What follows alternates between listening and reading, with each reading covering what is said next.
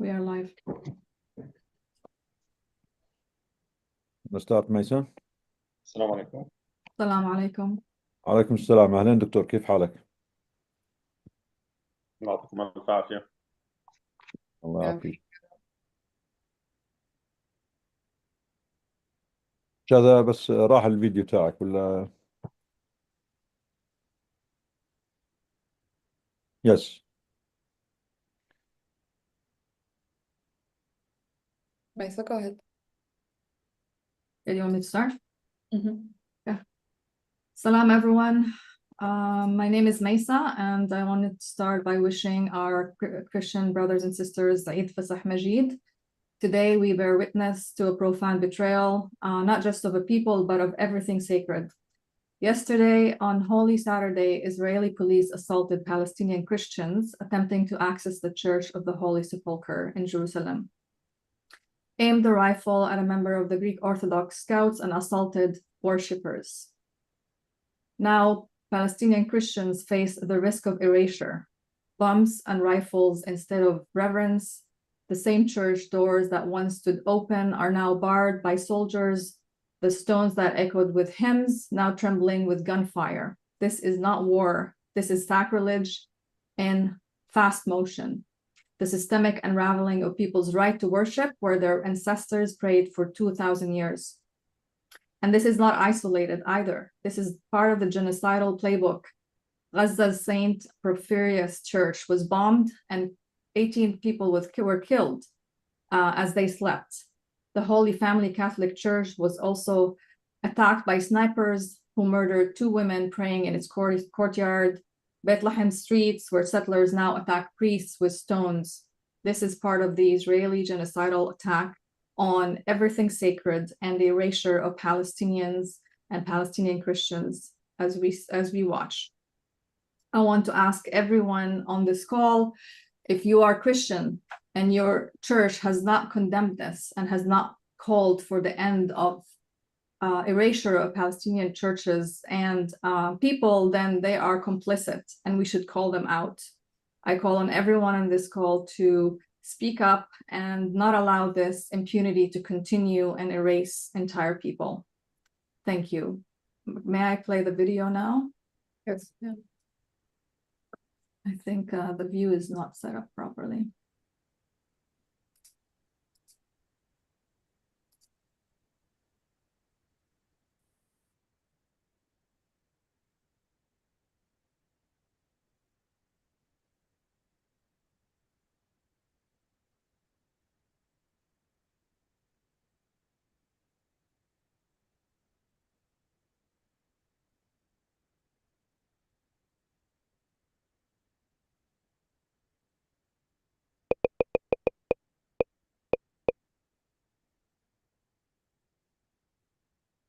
Too fast for some reason, Maisa. Maisa, it's too fast.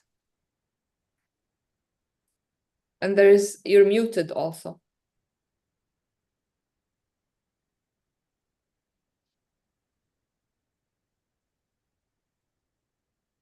You're muted and it's too fast. Oh, so you couldn't hear the voice, the sound? I see. And it's too fast. Okay, bear with me. The speed was normal, but I'm gonna play it again.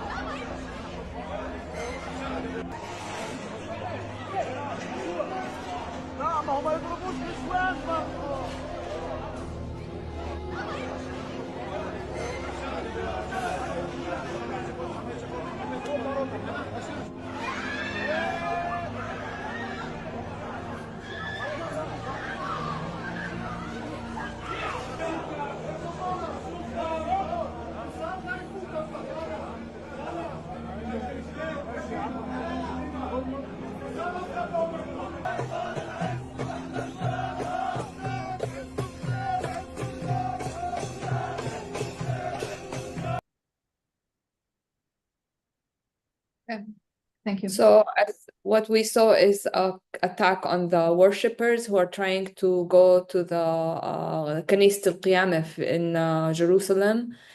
And as people are going to churches today for Sunday service, remember the Christians in Palestine where Christianity originated. And like Maisa said, call up your churches, your clergymen, ask them to condemn what is happening in Palestine and condemn the genocide that is affecting every single Palestinian, no matter what their religion is. And we do have Dr. Youssef Abu Rish. We are so honored to have him today. He's the Deputy Minister of the Ministry of Health in Gaza. We have Latifa, who is from Gaza. She is a physical therapist, and she is we will introduce her in a minute. And we also have Shada Abu Thrur from Bethlehem. She's an expert on disability, so our focus will be both on Gaza and the West Bank. And Nidal, do you want to introduce Dr. Youssef, please? Yeah, thank you, Karama. Thank you, Maisa. Thank you, everyone, for being here. Thank you for our panelists, our colleague, Dr. Yusuf Abrish, the Deputy of the Health Ministry of Gaza. Thanks to Shada and Latifa, the coordinators of the Palestinian Coalition on Disability, for being with us. First of all, we want to apologize to you, to our panelists, that we are even inviting you to this, that we are asking you to explain your pain, explain the suffering of your people. The whole world have been watching this and they have been silent. Just the fact that we even add more burden to the pain that you are already enduring to keep explaining these crimes day in and day out by itself is unimaginable. As you all know, it's been over 50 days now of complete blockade on Gaza in the 21st century. Complete blockade. Not a bottle of water, not a pill of medication, not a medical supply, not a loaf of bread was allowed to enter into a population 2.3 million who have been enduring 18 plus months of genocide live streamed to the whole world, and on top of 20 years of siege and top of a century of genocidal campaign by the genocidal regime called Israel. And as you witnessed from the video and the attack on the Al-Ahli hospital, the only Christian hospital in Gaza on Palm Sunday, and the attacks on the worshippers, the Christian worshippers on Easter in Jerusalem. This is just another proof that genocidal regimes, genocidal police, genocidal armies have no respect for any religion. They have no respect for humanity. They have no respect for the others. They will not stop short at eliminating everything just to keep their supremacy and their genocidal project. So today we are honored we're going to start with Dr. Yusuf Aburish. He is a colleague that we are all proud of. He's been enduring this genocide among his people, trying to run the health sector in Gaza that has been systematically targeted and bombed over the 18 months. Comparing it to what we work through here in the US, having major trauma center, major hospital, major healthcare infrastructures, and we still can get overwhelmed with any attack or mass atrocity or mass injury or mass casualty scene. The work of Dr. Yusuf and his colleagues, they are the true heroes of medicine, of the medical community in the world, who despite all the difficulties managed to do all what they can, sacrifice all what they have to be there for their people, for the victims, and do everything they can. And again, since the last time we had Dr. Yusuf, we know the situation has got much, much worse. Thank you, Dr. Yusuf, for being with us to give us more updates since we last have you. And we know there have been more lethal campaign, more destruction, more attacks on the healthcare system, and complete blockade and siege. Thank you, Dr. Yusuf, for being with us. The floor is yours. Yeah, actually, I want to thank you for inviting me in this very important meeting, and just to give me the opportunity to talk on behalf of the health sector under this very critical situation. So again, I'd like to thank you. And again, I would like to thank you for your great effort just in the advocacy and trying to reflect the reality and the truth and what's happening in the ground, mainly targeting the health system, the doctors, and the different staff there. I would like to just to have a brief about the general situation, and then we can go just to tackle one of the stories of the Palestinian people here and the one of the casualties and the story of one of our cases. Actually, now I'm talking about 60% of the consumables at zero stock and almost 40% of the medicine at zero stock. When I'm talking about the different obstacles now for more than 1.5 years, while we are just depending on the electrical generators, while the incubation are preventing the entry of any new generators and even the spare parts. And even they are attacking the solar system. And again, they are preventing the entry of the solar system. Not only that, actually, after a discussion which was part of it passed to the media, they were wondering about the light which is remaining in Gaza, and they were referring to the solar system. And since that time, they are trying even to attack systematically the remaining part of the solar system, just to let the people go in the complete blackout and darkness. Again, the spare parts is not allowed. The oxygen stations, unfortunately, which is so important for the ICUs and the operations, we are in a bad need for oxygen stations, and they again preventing the entry of any new oxygen stations after they almost destroying the vast majority of the oxygen stations in Gaza. Again, they are till now, they are preventing any X-ray machine, mainly the basic X-ray, the C-arm, the CT scan, which is so important. And you can imagine that now we are trying to restart Shifa Hospital, but unfortunately, even without a CT scan, which is so important in the management of the casualties, the materials, which is so important for rehabilitation, unfortunately, there is no material. And even if they are attacking, for example, Al-Ahl Al-Arabi, and before that, Nasser Hospital and Al-Aqsa Hospital, there is no materials for the rehabilitation. I'll just have again another point just to raise, which is the primary health care.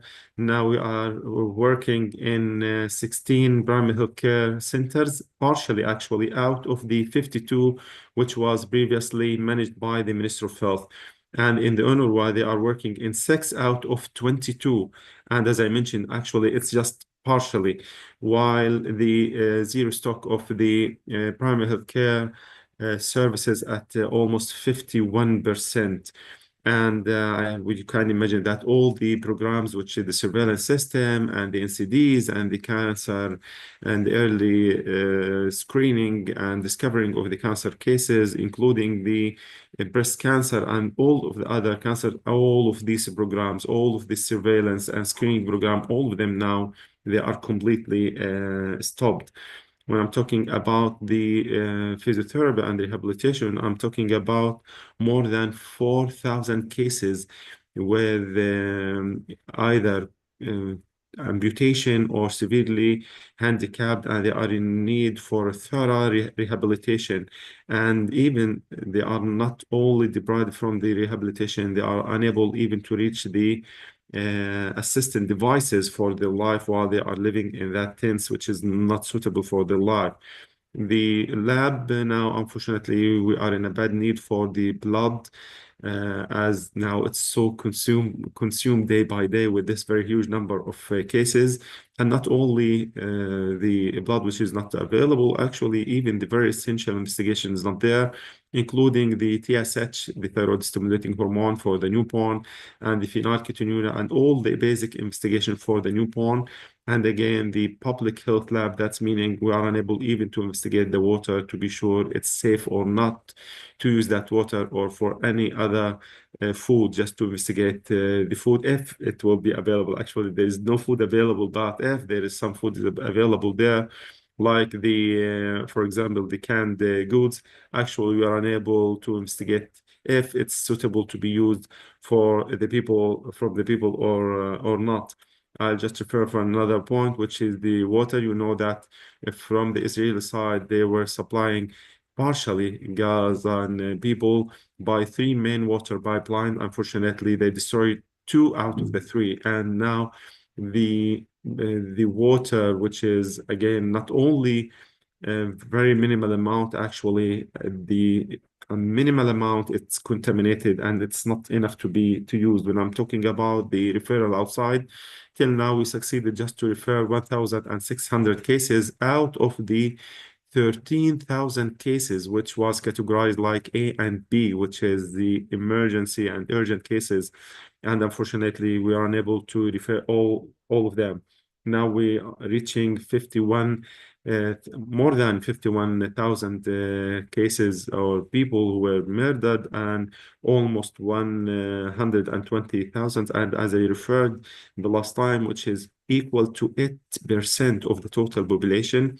If I use the same percentage, I'm talking about almost 25 million of the citizen of the American people. If I just compare it to the percentage with the total population of the American, out of the 340 million people in America, if we'll calculate with 8% like the Gaza people, that's equal that huge number, which is almost 24 million either killed or injured.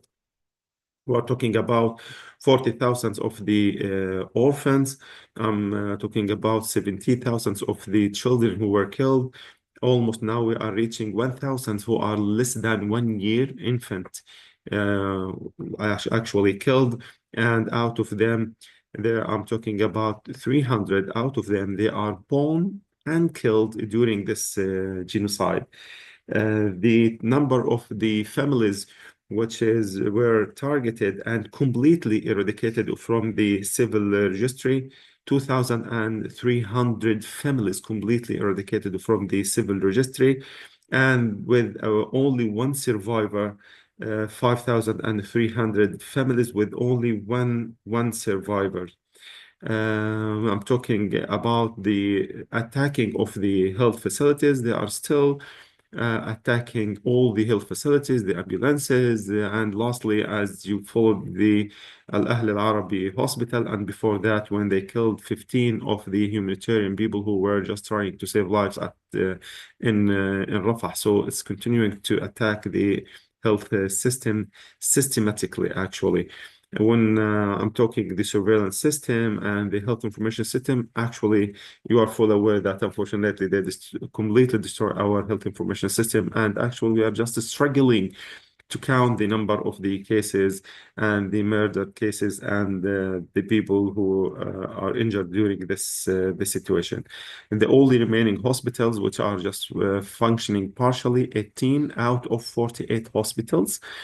And the percentage of children now, since the start or the restart of this genocide, actually it jumped from 31% as children during the last or the second occasion or the second round after this genocide is starting. Actually, it's jumped to 36% out of the murdered cases. And previously, it was 31%. Now it's jumped to be 36%. And now most of the people are unable to reach or access the health facilities. They are trying to use the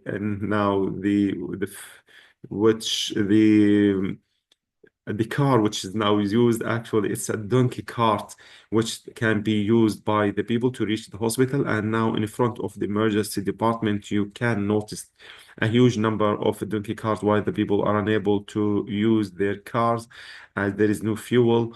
And the situation really is getting more hard and more difficult. I can refer for another important point, which is the availability of the food. You know that the land which was used for the local agriculture, it was in Rafah and in the north and in the border. Now more than 70% of the land which was used locally for the agriculture, unfortunately now it's under the red zone and no one can use that land. So even the land which was used internally or locally for the agriculture nowadays, unfortunately, the people are unable to reach that land. Actually, this slide will show the cumulative statistics, and on the other hand, from the restart from the 18th of March, and as it's so clear. Now we are reaching almost 1,700 cases. More actually, we are exceeding that number. And as I mentioned, 36% of the murders were children. Again, it's the same percentage when I'm talking about the injured and the injuries and the casualties. I'm talking about more than 1,600 cases, which actually again representing 36% of the total population. Again, and we're starting to face new cases with malnutrition, and the number of the malnourished cases now it's increased day by day. And I can just tell you that we are preparing ourselves to restart calculating the new cases which will die from malnutrition. Previously, we registered 52 children who were died from malnutrition, and now we are expecting more cases can develop during the coming uh, few days or weeks after this very critical situation without any food. And this huge number of cases who were registered with malnutrition. I'm talking about 60,000 cases now registered with malnutrition with different stages of malnutrition. So we can expect more cases will develop will die from the malnutrition. In the consumables and the medicine, some services are completely suspended and stopped. Mainly, I'm talking about the cardiovascular services, mainly the catheterization, the cardiac catheterization, which is almost totally stopped. And unfortunately, with the trauma management, all the XFix, the external fixator, which is so important in the management of the casualties, now it's a zero stock, and all the other elements which is related to trauma management, again, they are at zero stock. It's not only that, unfortunately, nowadays we are unable even to manage the cases and the open wounds as the measures of the infection prevention is not there. And most the cases are developing infections, not only because we are lacking the very essential needs for the infection control, but again, because of the immunity of the people. And our colleagues in the orthopedic departments, they tell me many times nowadays, it's no longer 6 weeks just to heal some simple fractures. Now they are exceeding that period, and now they are no longer talking about 6 weeks for the majority of the cases, as the immunity of the people and the nutrition of the people is so low. Now I can just tell you about when I'm talking about this number. This number will not by any mean reflecting the situation. I'll just reflecting this with one of the stories. It's just one example. Actually, it's from our hospital here in Nasser, and actually I tried to collect the photos just a few minutes before this meeting. I'll talk about Malak Ahmad Salhiya.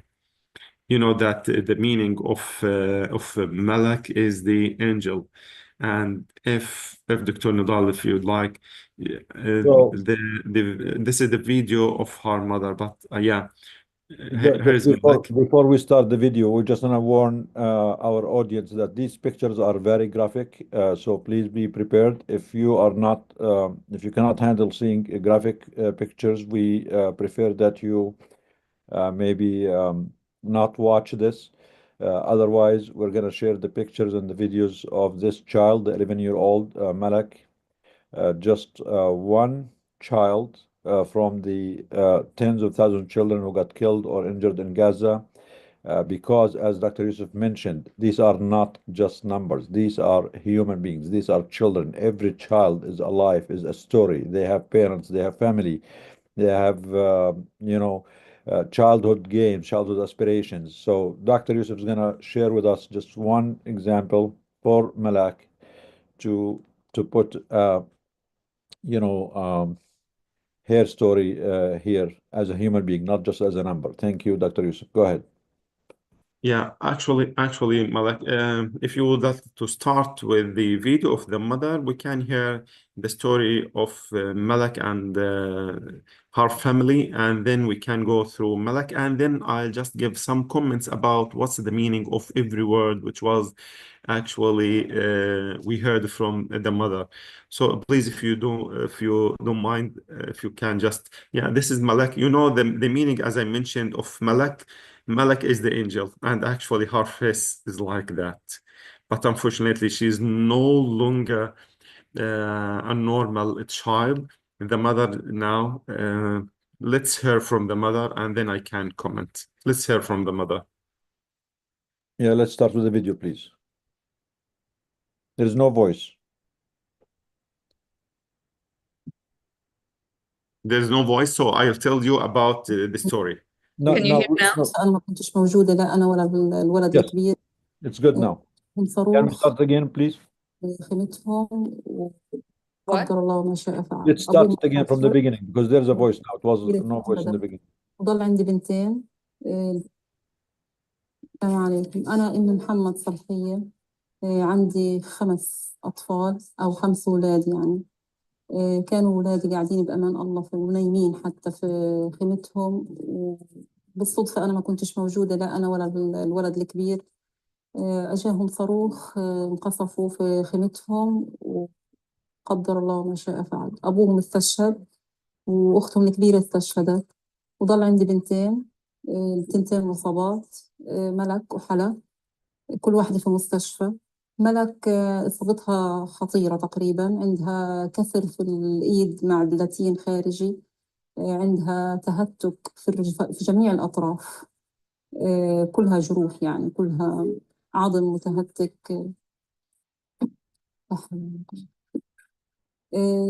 حاليا اللي بطالب فيه وبناشد فيه إنه تحاولوا تطلعوني أنا وبنتي برا وأخذ أختها مرافقة أعالجها على حسابي، أنا مستعدة، بس طلعونا إنه أشوف البنت هذه يعني نلحقها.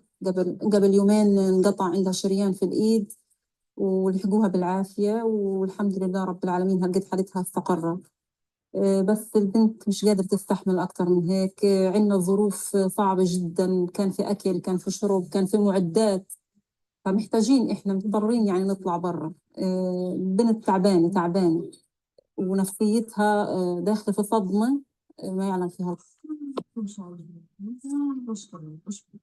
قولي إيش بدك؟ إيش بدك؟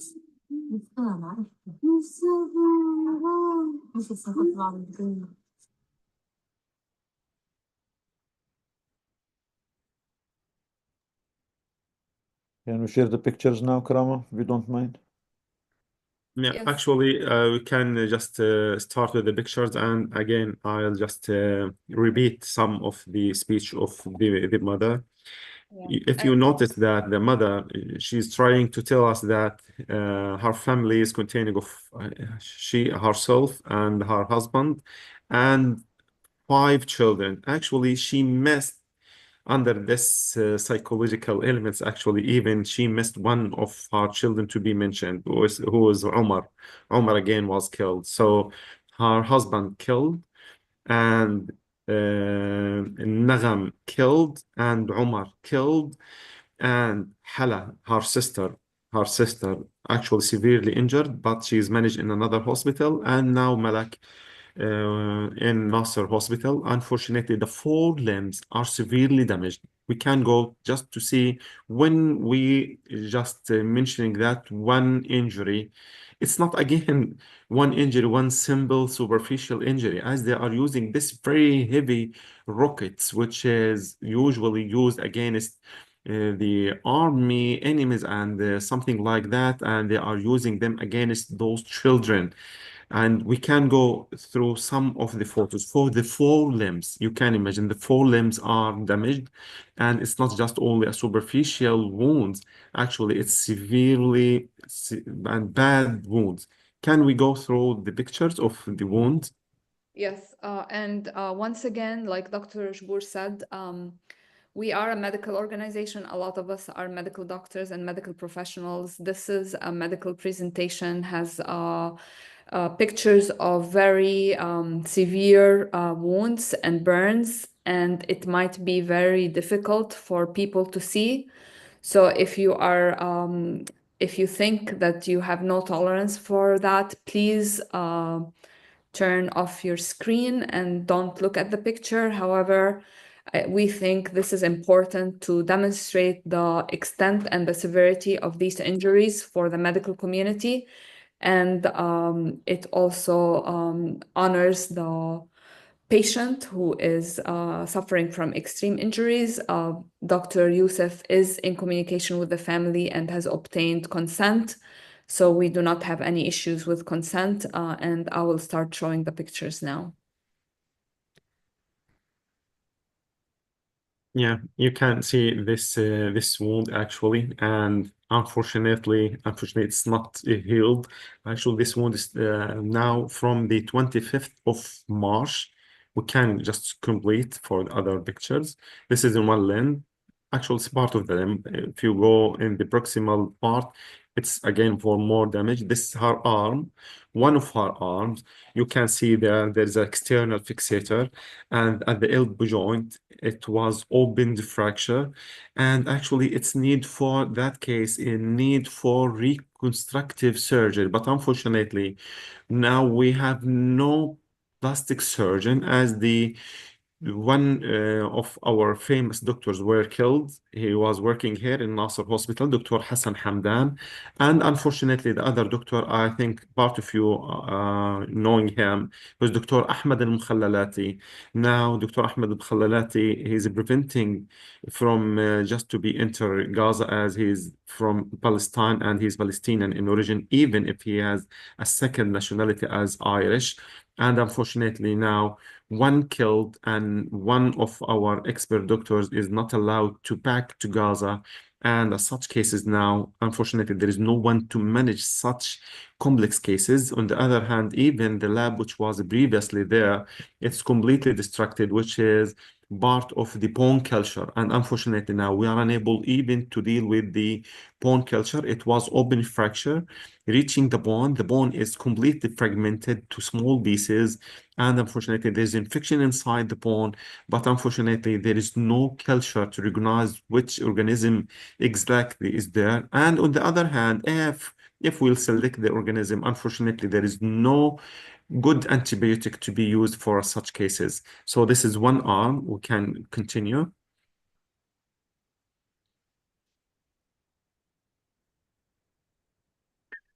Yeah, Sorry. yeah, we can continue. Yeah, this is what I like, open with this skin loss, and actually it's prepared for this graph. But unfortunately, now you can imagine even that color of the skin, which is the bluish one, that's meaning it's started to be rejected. And unfortunately, as I mentioned, she's in a bad need for advanced center, but again, she's denied from being referred outside. And this is one of her upper limbs with this external fixator. And as you see, she's in a bad need. This is another arm, and again the second arm again with external fixator, and it's severely damaged. This is one of her limbs. Again, you can see this very huge area which was lost from one of her limbs. We can continue. And I think this is from the thigh, the left thigh, with this huge entry near the lateral aspect of the left thigh, and actually it's reaching the bone again. Yeah. Yeah, so this is part again. This is part of her right foot, And actually, as I'm mentioning, that now the 4 limbs are severely damaged.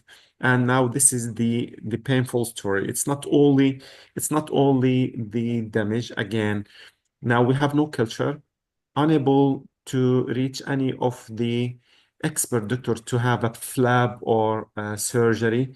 Unfortunately, dealing in a media where we have no infection prevention measures and where the child themselves or herself is unable to take food and enough food to raise her immunity, and so she's more susceptible or to can be expected to have more infection. And this is another in one hand.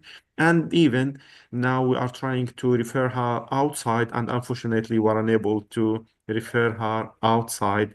I'm trying to put more pressure on the WHO just to be in more pressure again with the Israeli side, but till now, unfortunately, she's denied and she's not accepted to go outside. I go to the mother. The mother now, she lost her home, and she was displaced many times till the end when she was with that tent. And unfortunately, now they are attacking the tent. So there is no hope for her, unfortunately, even with a tent. And the remaining sister of this child, the remaining daughter actually for her, in another hospital. And again, because there is no transportation mechanism and there is no fuel, again, she is using the donkey cart, which will spend 2 hours just to reach her sister, the other daughter actually. And you can imagine she is unable to leave any of them. If she left Malak will go in a panic attack, and if she left Hala in the another hospital, again Hala will be in a similar condition. And I just mentioned that if you follow the speech of the mother, she was mentioning that I have 5 children, and she mentioning that she lost her husband, and she lost Nagam, and she was mentioning 2 of her daughters were injured, and even she forgot to mention something about Omar, who was killed again. But actually, she's in a manner and in a situation, even she she's not able to remember what's happening for her child, who is Omar, and unfortunately, he was killed.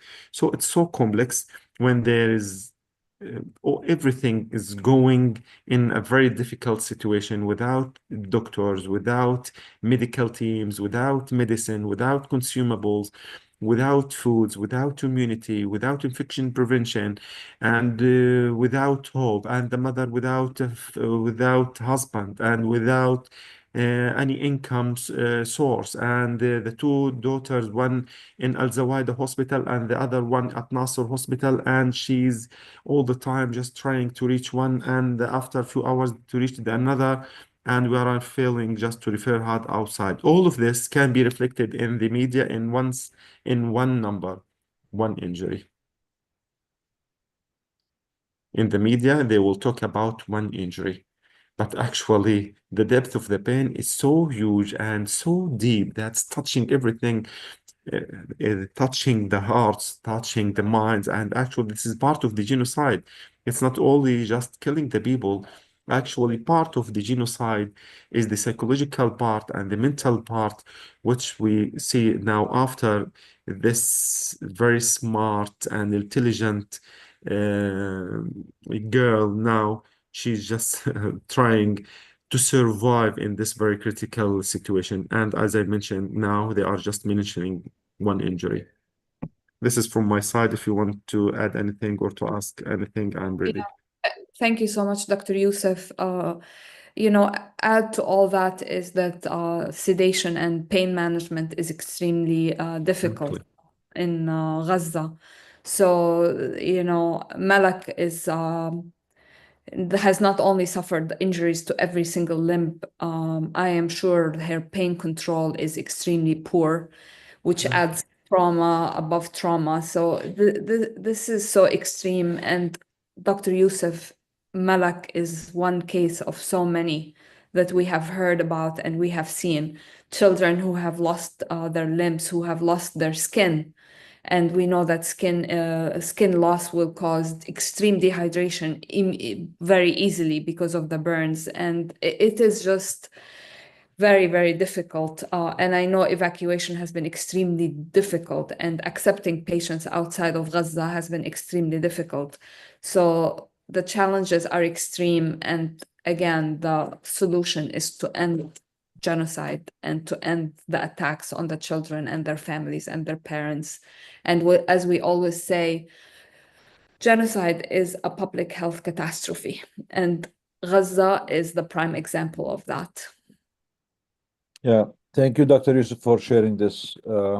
Again, I mean, this story is just one out of hundreds of thousands of stories that our people in Gaza are going through. So just a case of this family, just one family who lost their house. They were bombed. They were displaced many times, trying to survive, only to have their tent bombed again. They lost the father, the brother, and one of the daughters. Now we have the mother who survived with the two daughters. Both of them are severely injured. Malak, the 11-year-old one in the picture, is one of them.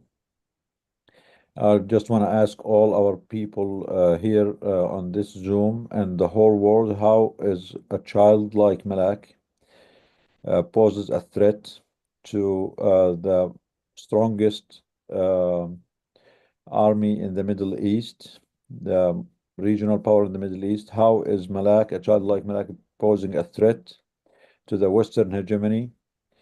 How is Malak a legitimate target to the most lethal, the most sophisticated weapons manufactured by the United States of America? How do Americans feel about themselves, knowing that they pay all their taxes, they work hard for, and deprive their communities from these taxes? These taxes go to manufacture bombs, 2,000-pound bombs, and most lethal weapons to murder and injure children like Malak. They were not just bombed, they lost the father, the brother, and the sister. The mother is surviving with very severely injured daughters. Now, despite all these problems, they're in a hospital that doesn't have the capability to treat them. The doctors who have the skills to be able to help Malak are not allowed in. One of them was murdered, the other one is not allowed in because he has Palestinian origins. Malak now, for a whole month, is being placed in a hospital that does not have the medical skills or capabilities to take care of her. They don't have the antibiotics. They don't have the culture to see what infections is growing in her wounds. She's left with four limbs that are severely injured. They are all open communicated fractures, all have infections. The only attempt at the graft seems to have failed. And the doctors, healthcare workers of the world, that we think that medicine is here to help the sick and the poor and to save the injured. In the whole world, we are witnesses to this strategy happening in front of our eyes without any of us able to help.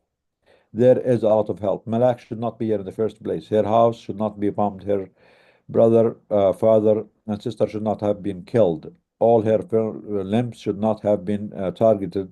They are not legitimate target to the genocidal gangs of Zionism and Israel. We are calling upon the whole world to please wake up. Stop this apathy. Stop this complicity. Stop being paralyzed.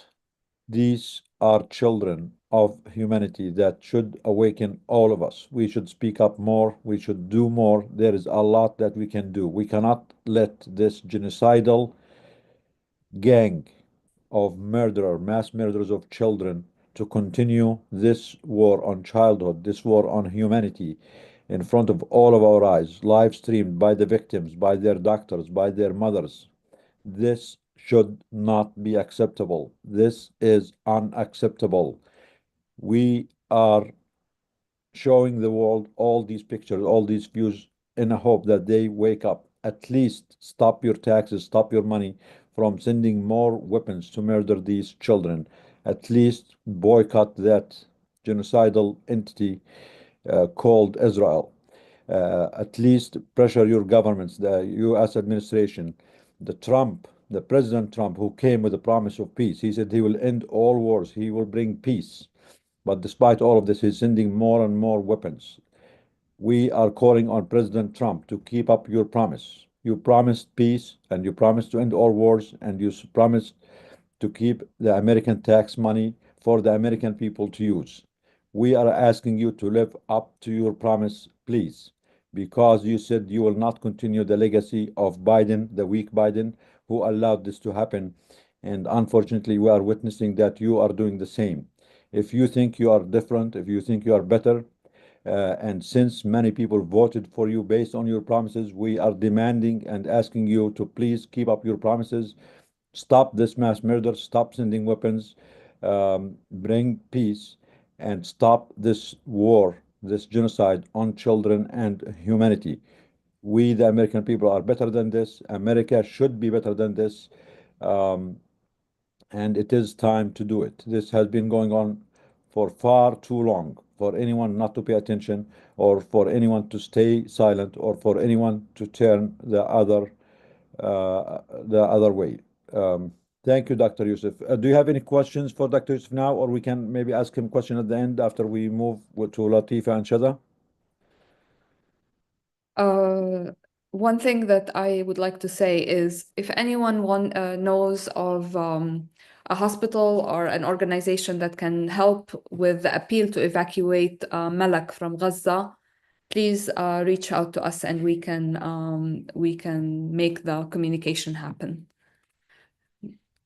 And also, what we can say that we as a medical community, we are trying a campaign to mobilize the medical community worldwide to pressure the Egyptian government to allow a delegation of healthcare workers and doctors from all over the world to convene in Rafah to protest, to cry this genocidal campaign on the innocents, on the people. If you are interested, if you know any connections to your Egyptian ambassador in your country, please reach out, be part of this campaign. We are going to be sharing a petition soon asking doctors, healthcare workers, civil society activists, lawyers to reach out to the Egyptian embassies all over the world to pressure Egypt to allow the global citizens of the world, the global citizens of good conscience, the doctors, the healthcare workers, to go to Rafah to demand an end to this open massacre. Israel and its supporters are not God. They should not be allowed. They should be stopped. They should be forced to stop this open massacre, and not in our name. We're also trying to have a petition to go to the Hague group, which is a group of nations that was started a few months ago to uphold the international law, to uphold their commitment under the Genocide Convention. We are going to also circulate a petition from the medical community and from the health sector in Gaza, calling upon the Hague group to mobilize a protective force for the healthcare, for the children, for the civilians in Gaza, because genocidal forces, Israel and its supporters in the United States, will never stop on their own. They have to be stopped by force. We are calling on the world and every country in the world under their obligation in the Genocide Convention. They do have a moral and a legal duty to intervene, to protect the victims, and to send forces to protect the children, to protect the civilians, to protect the doctors, to protect the hospitals. So please also reach out on this and spread the word. We are pressuring the governments of the Hague Group and all governments in the world and the governments in the region, including the complicit Arab and Islamic countries in the region, and the complicit Arab and Muslim people. The people are complicit there. We don't hear enough of your voices. You should be in the streets demanding your governments to expel the Israeli ambassadors, to expel the American ambassadors, to mobilize forces to protect the children. Shame on you, Arab and Muslim countries and Arab and Muslim people. We are also having another campaign. We're going as doctors and healthcare workers to DC, to the Congress, to the Senate on April 30th. If you are in the United States, if you can make it, please join us, sign up, and we can all go, dozens and hundreds of doctors, nurses, healthcare workers to DC to meet with the elected officials to put them against their duty to protect life, to protect the American interest, and to stop making America complicit in this mass slaughter and in this genocide. So please join us. Now we're going to move to our next guests and speakers, Shada and Latifa from Bethlehem and from Gaza. Then we have more questions for Dr. Yusuf and everyone else at the end. Thank you. Maisa, do you want to go ahead? Sure. It's my honor to introduce Shada Abu Sroor, coordinator of the Palestinian Disability Coalition. She comes to us from Bethlehem today, and Latifa Al-Ja'abre from Gaza, from Stars of Hope Society for Empowering Women with Disability. It's my honor. I'm also, I want to mention that I went to school in Bethlehem University to get my physical therapy degree. So this is very personal to me because I worked during my time in Palestine. I worked with a lot of children with disability, and also because of the relentless attacks on Palestinian youth, there was a huge number of Palestinian youth with disabilities, and I worked with these youth. So it's my honor to introduce you, and I'm going to hand it over to Shada to get us started. Thank you so much.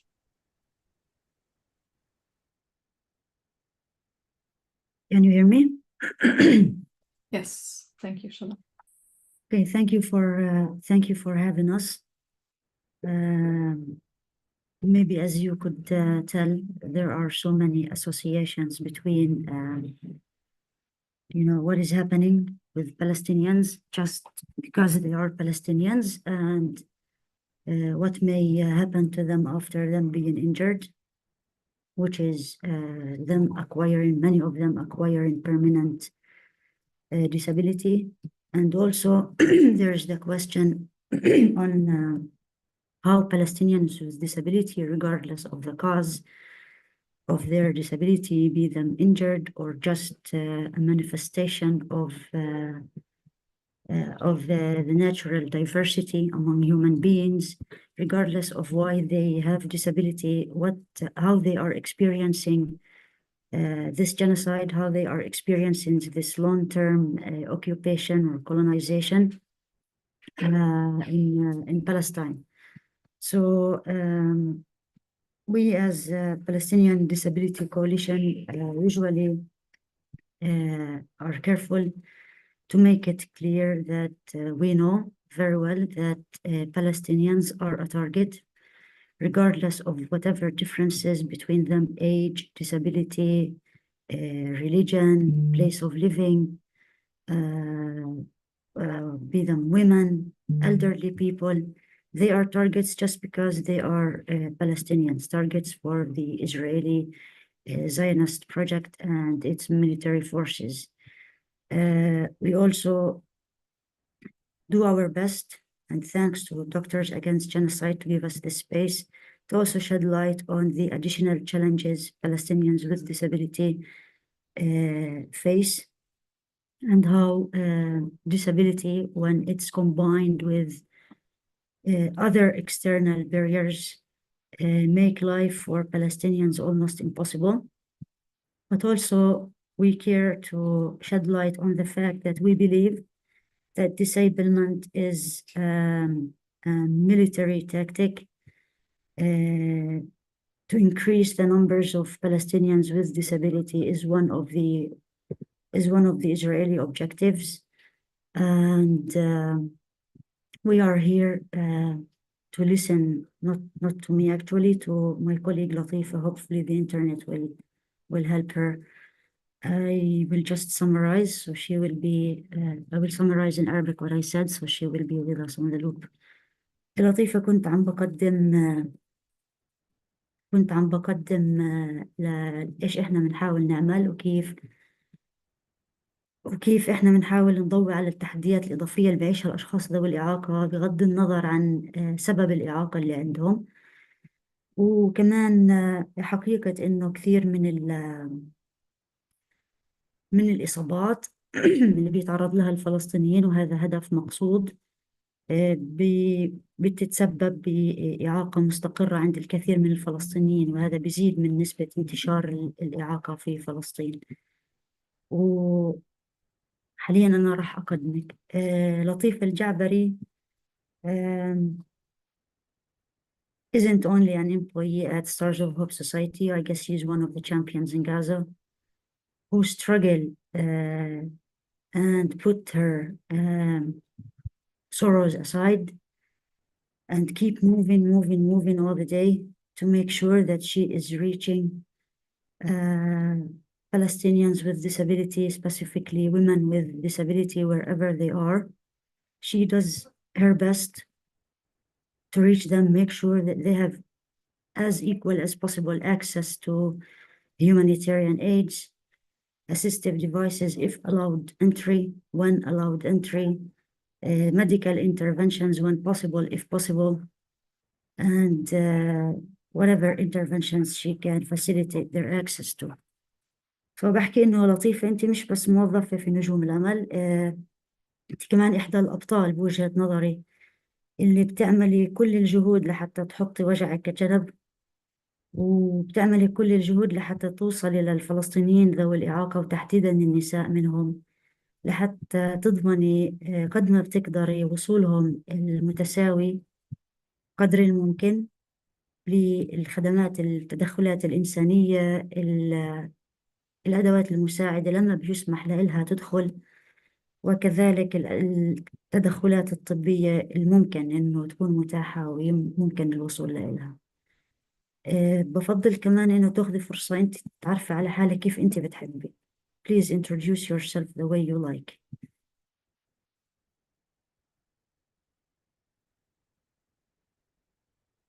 لطيفة إذا أنت معنا.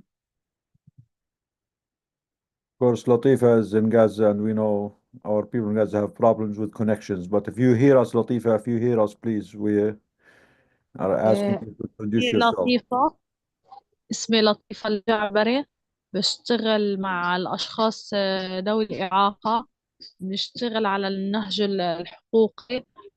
طبيعة شغلنا وتفاصيل الخدمات اللي نقدمها لذوي الإعاقة كانت الحركة المطلبية باتجاه يعني عمل باتجاه حقوق الزواج، صحة جنسية وإنجابية.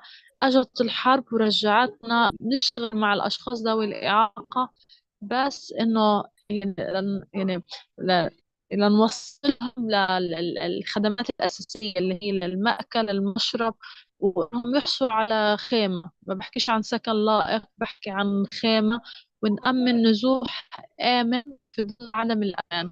هاي الأشياء يعني اللي صرنا بنشتغل عليها أو بنسعى إلها، وهذا بالنسبة لأهل فلسطين وأهل غزة النازحين إشي مهم، وهو غير متوفر، مع إنه هو من أبسط حقوق الإنسان، إنه المأكل والملبس والمسكن هو غير متوفر عندنا بغزة، لا ذوي الإعاقة أو بدون الإعاقة.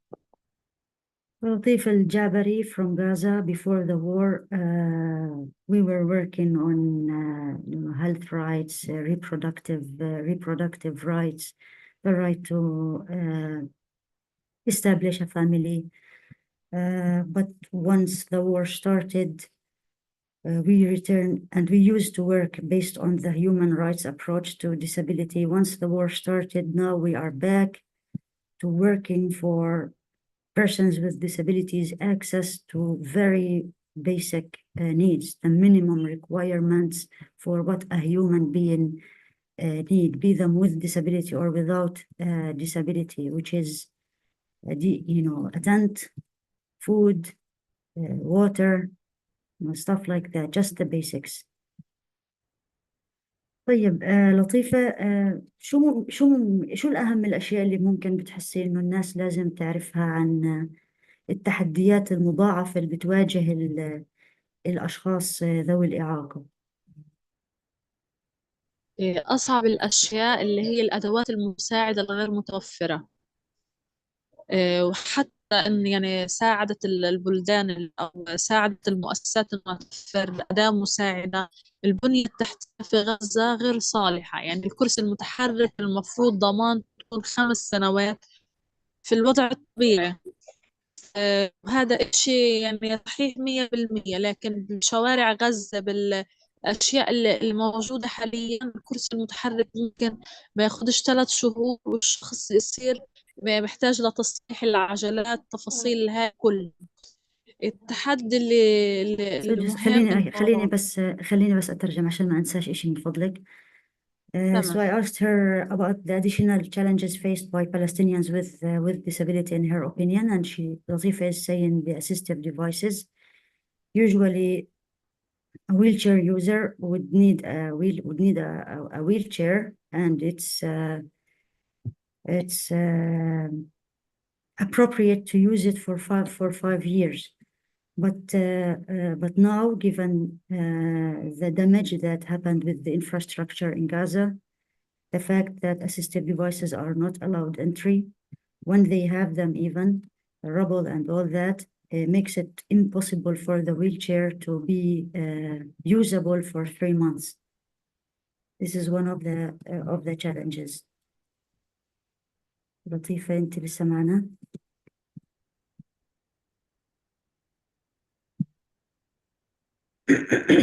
Latifa.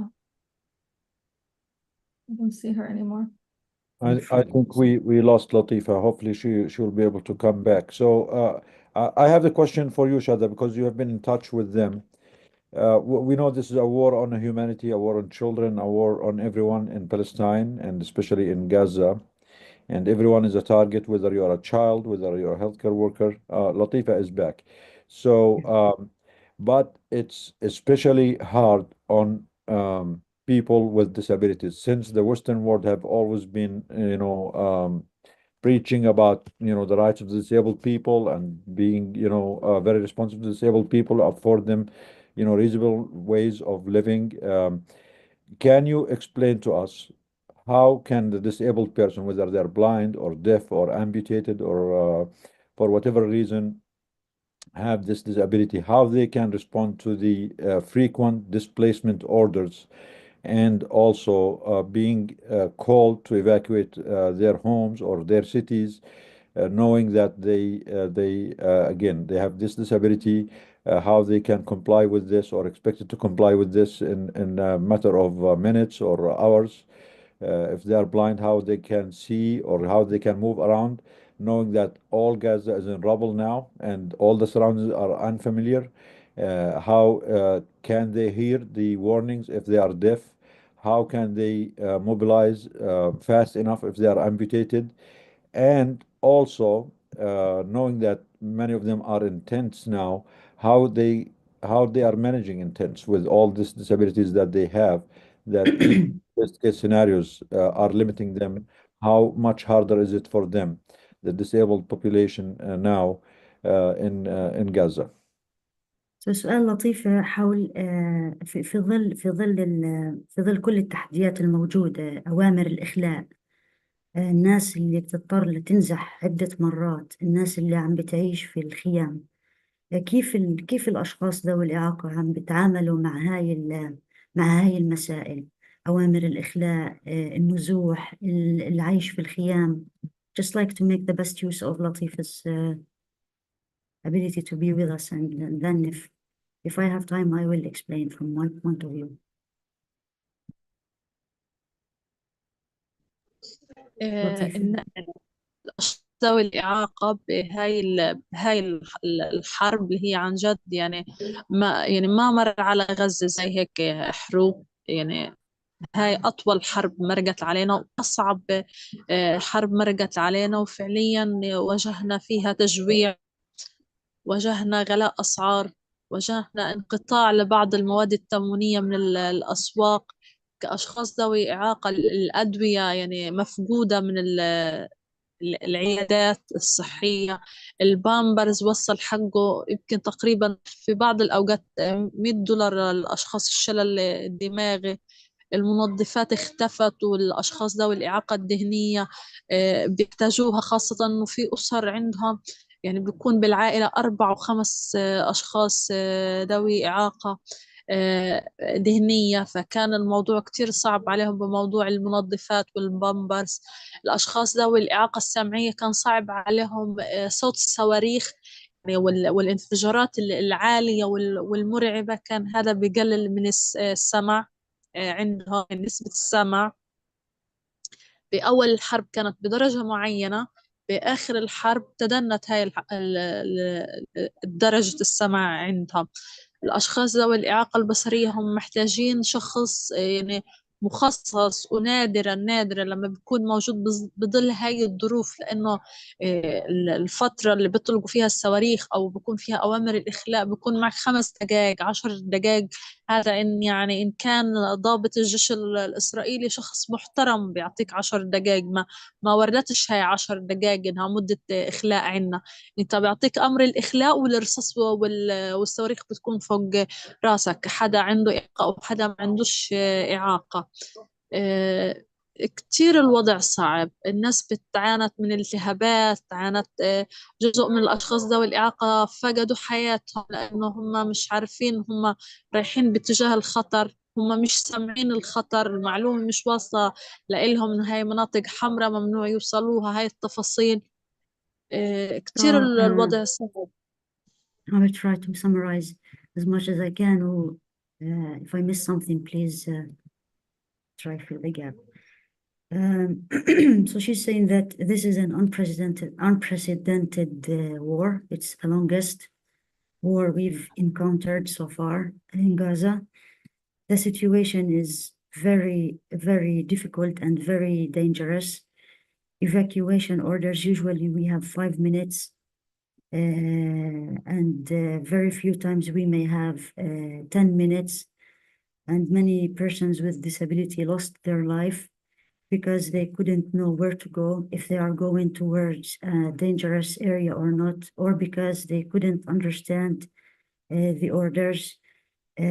Hygiene techs or hygiene supplies are not available. There are families who have 4 and 5 members who have intellectual disability, who are in big need for diapers or for hygiene techs, and these are not available. The same thing with infections, the same thing with medicine and medical interventions.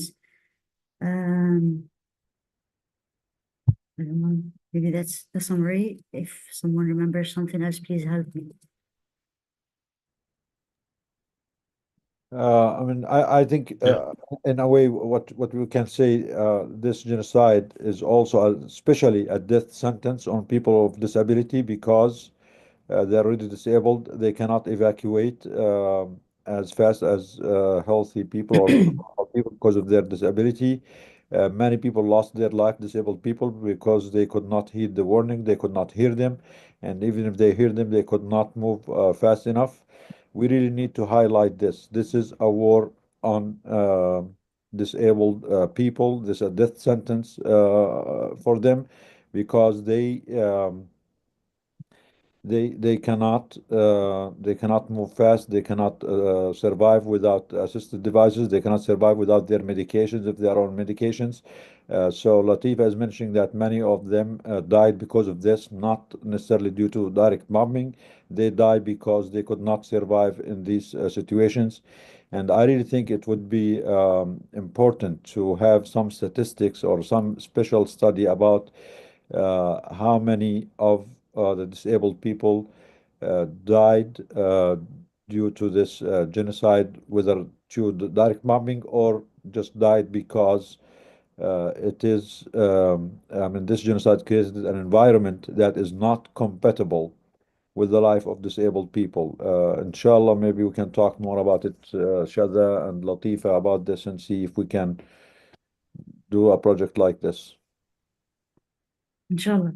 And she also mentioned, I remembered, she also mentioned the fact that people who have hard of hearing, they almost lost their hearing. The way the missiles overlap with the hearing aids is also a big problem for people who are deaf or people who are hard of hearing and use hearing aids. But of course, hearing aids is also one of the big question marks. The batteries, access to hearing aids, access to batteries is also one of the challenges people who have hard of hearing are facing in Gaza. You know that the only, sorry if I can have just one comment. تفضل دكتور يوسف تفضل.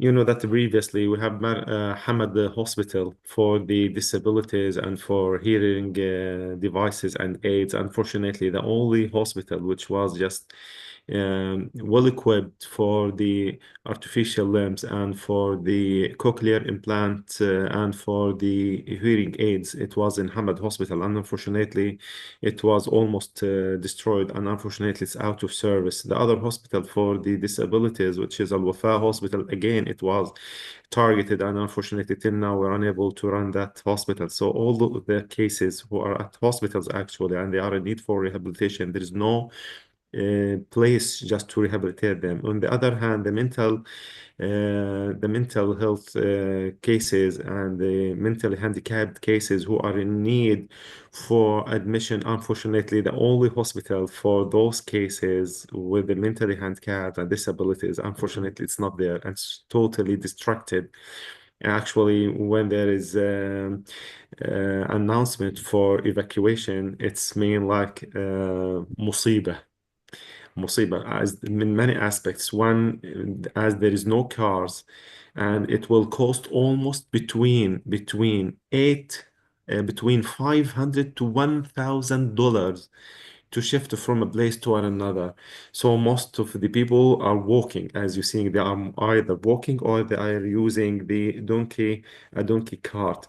And when they displace to another area, even to reach a toilet, that's meaning this is something so difficult because there is nothing well prepared for those people with disabilities. Even to reach the toilet is something so difficult. So actually, if you just tell the people you are now under the order of evacuation, that's equal death. Actually, it's equal to death.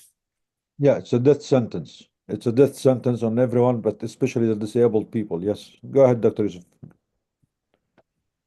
Yeah, yeah. I want just to tell you about that story. Actually, only that.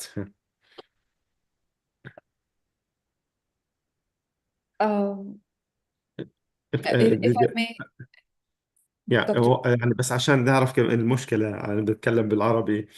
الآن أنا بدي أضرب لكم مثالين، واحد منهم يعني من واقع المعايشة. الناس اللي شفتهم بينزحوا الآن لما يكون في شخص معاق، بالذات المعاق حركيا أو اللي عنده إعاقة حركية، بيضطر على الكرسي الويلتشير في نص الرمل وأهله قاعدين بيزقوه، هو بيشعر بتأنيب ضمير عالي جدا. إيش بيعمل؟ بروح بقول لهم أدوني كل أغراضكم، أنا بدي أشيلها على الكرسي وأحطها في حضني. أو يكون شايلها بإيده. الآن بده يشيلها على إيده ويكون ماسكها بإيده لمدة ساعتين وثلاث ساعات. انا بطلع عليه اكشوال ايده يعني وكأنها تنقطع او تبتر، وهو بكابر على نفسه لانه هو حاسس انه اصبح عبء على اهله اللي هم قاعدين بيسحبوا فيه في الرمل على الويل شير في نص الرمل، وهو قاعد بقول لهم معلش ادوني كل اغراضكم انا بدي احملها بايديا عشان يقدر يصل. لما بيصل للمكان الآن ما في حد يعتني فيه لأنه كل واحد أصبحت له مهمة جديدة. في واحد أصبحت مهمته جمع الحطب، فيش عندنا غاز. في واحد مهمته جمع الحطب، واحد مهمته جمع المية، واحد مهمته بده يقف على التكية، واحد مهمته إنه بده يعمل اللي يروح للمساعدات الاجتماعية. وبالتالي حتى ذوي الإعاقة مش زي لما يكون في البيت والناس كلهم مهتمين فيه، هو بيصبح حاسس نفسه مشكلة. وهذا بيزيده ألم إنه هو أصبح حاسس حاله عبء إضافي أمام الأعمال الإضافية اللي مطلوبة من العائلة ولم تكن مطلوبة سابقا. دكتور أغلبك. Can you say the whole thing in English please? This is very important what you're saying. لو سمحت تحكيه بالإنجليزي. So for everyone. I'll try. My English is not good, so It's good, but okay. I'll We try. can This is help you. perfect, Dr. It's Youssef. better, it's better than mine. I'll try. I'll try. You are Actually, way too humble. I'll try just to describe the situation. When there is an order for evacuation, actually, it's as if they are going to help, because it's in many aspects so difficult. As I mentioned, one of them, as there is no fuel, the transportation now it's so costly, and you can imagine just to be transported from the area, for example, from Rafah to Khan Yunis, it will cost more than $500, while the people have even no $1 in their pockets. In spite of that, they are trying to walk or to use the wheelchair. And if there is, for example, a young man who with bilateral amputation, or with one amputation, or even with a surgery like external fixator, and he's unable to walk, and now they are trying to move him through this unprepared roads while everything is destroyed. Actually, he's starting to feel guilty inside himself. And actually, I faced that situation with that experience. And so he will ask the rest of the family just to put all of their bags on his shoulder, and he will carry with his hands all of their bags just to convince himself that I'm doing something. But this is not something for 1 minute or 2 minutes. It will just go for 3 hours to reach the new place, or even sometimes more than 3 hours. And in that place, unfortunately, with the new tasks for the people just to complete their lives, some of the family members now they will go just to collect the water. Some of them actually to collect the water, it's not something easy to go for 5 minutes and back. Actually, it's waiting for many hours for that water. And because there is no cooking gas, they will collect wood. So some of them will just go to collect the cartons and the papers and the nylons and the woods, just to be able to cook for themselves anything, even just to prepare the canned goods or something like that. And some of them will go to the tikkiya. I don't know what is the meaning of tikkiya, which is the place where they can prepare food for the people, as they have no foods. And so the rest of the family now, they have new tasks, and that again will be reflected on the disabled people who are now alone, and they are unable to be supported by anyone, even just to reach the toilet. It's so difficult, as it's a very long order to wait for the toilet, and it's not well prepared. Actually, for a healthy man, it's so difficult to use that toilet, which is not prepared at all. So you can imagine, if I'm talking about people with disability, how difficult is that situation for him. So the whole life is totally different. As I mentioned, if they hear that there's evacuation, that's equal, they are going to help. There are, in terms of evacuation, I know of many, persons with disability or families who have persons with disability who decide not to evacuate and stay where it's dangerous, very dangerous, only because they have members with disability in the family. And sometimes they may decide to evacuate earlier because they have earlier than other neighbors, because they have someone with disability. It's actually hard to know how people think, and it's hard to know how people make decisions. They are not living in healthy situations or optimal situations where they can make the best decisions possible. They are doing as best as they can to the best of their knowledge, assuming that whatever they are deciding is making their lives and the lives of the members with disability in the family as good as they can be. Sometimes it ends up being good, sometimes it ends up being their death. I also know of families who have 2 or 3 members with disability, and unfortunately, sometimes they may decide to leave one of the members and go with another member, to live in tents. Regarding accessible bathrooms or restrooms, as you well know, it's a very basic need, very basic right. It's something that has a lot to do with how we feel about ourselves and about our dignity. When we don't have accessible restrooms, it means that there's a very big question mark on how we are going to experience life with dignity. I heard of people who would stop eating for 10 days and for 15 days only because they don't want to need to go to the bathroom, which is something like an hour, an accessible bathroom, which is something like an hour far from where they live.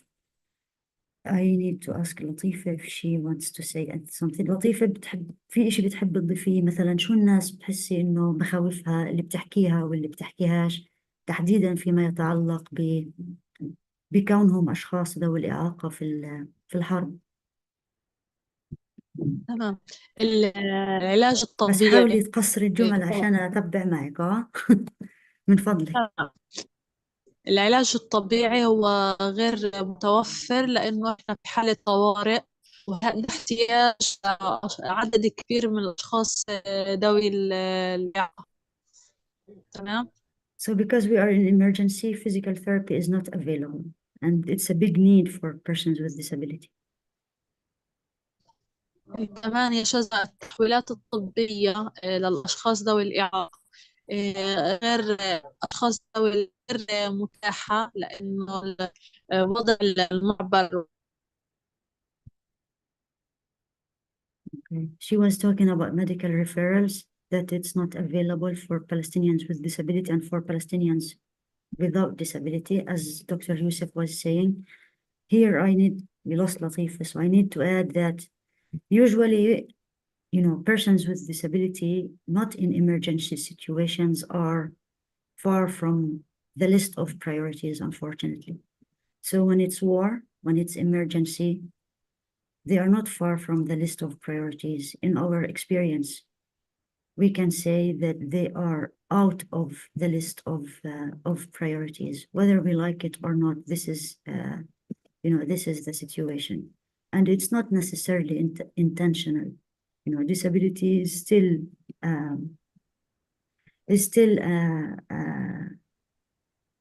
an issue that is swinging between it being charitable, medical, and somewhat social. We did our best to make this shift between it being as such and it being a human rights issue. I can't say that we reached there, neither before the war, and of course, nor when we are living this war.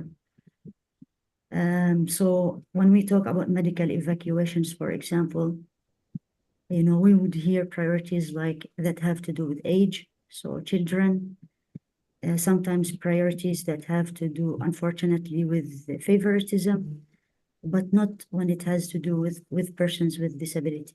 And we are not necessarily talking about people who have been injured only. We are talking about persons with disability, as we said before, who happen to be born with disability, but also they need medical evacuation. لطيفة تكملي؟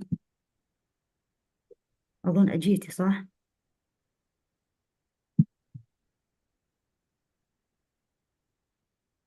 لطيفة عم تسمعي؟ كمان مش عم بسمعك بوضوح.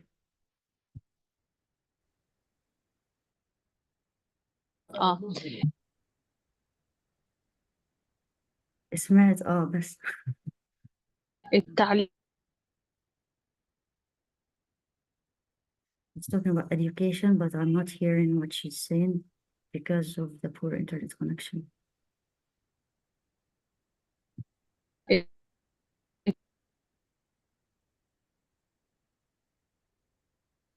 الإنترنت مش منيح بالمرة لطيف.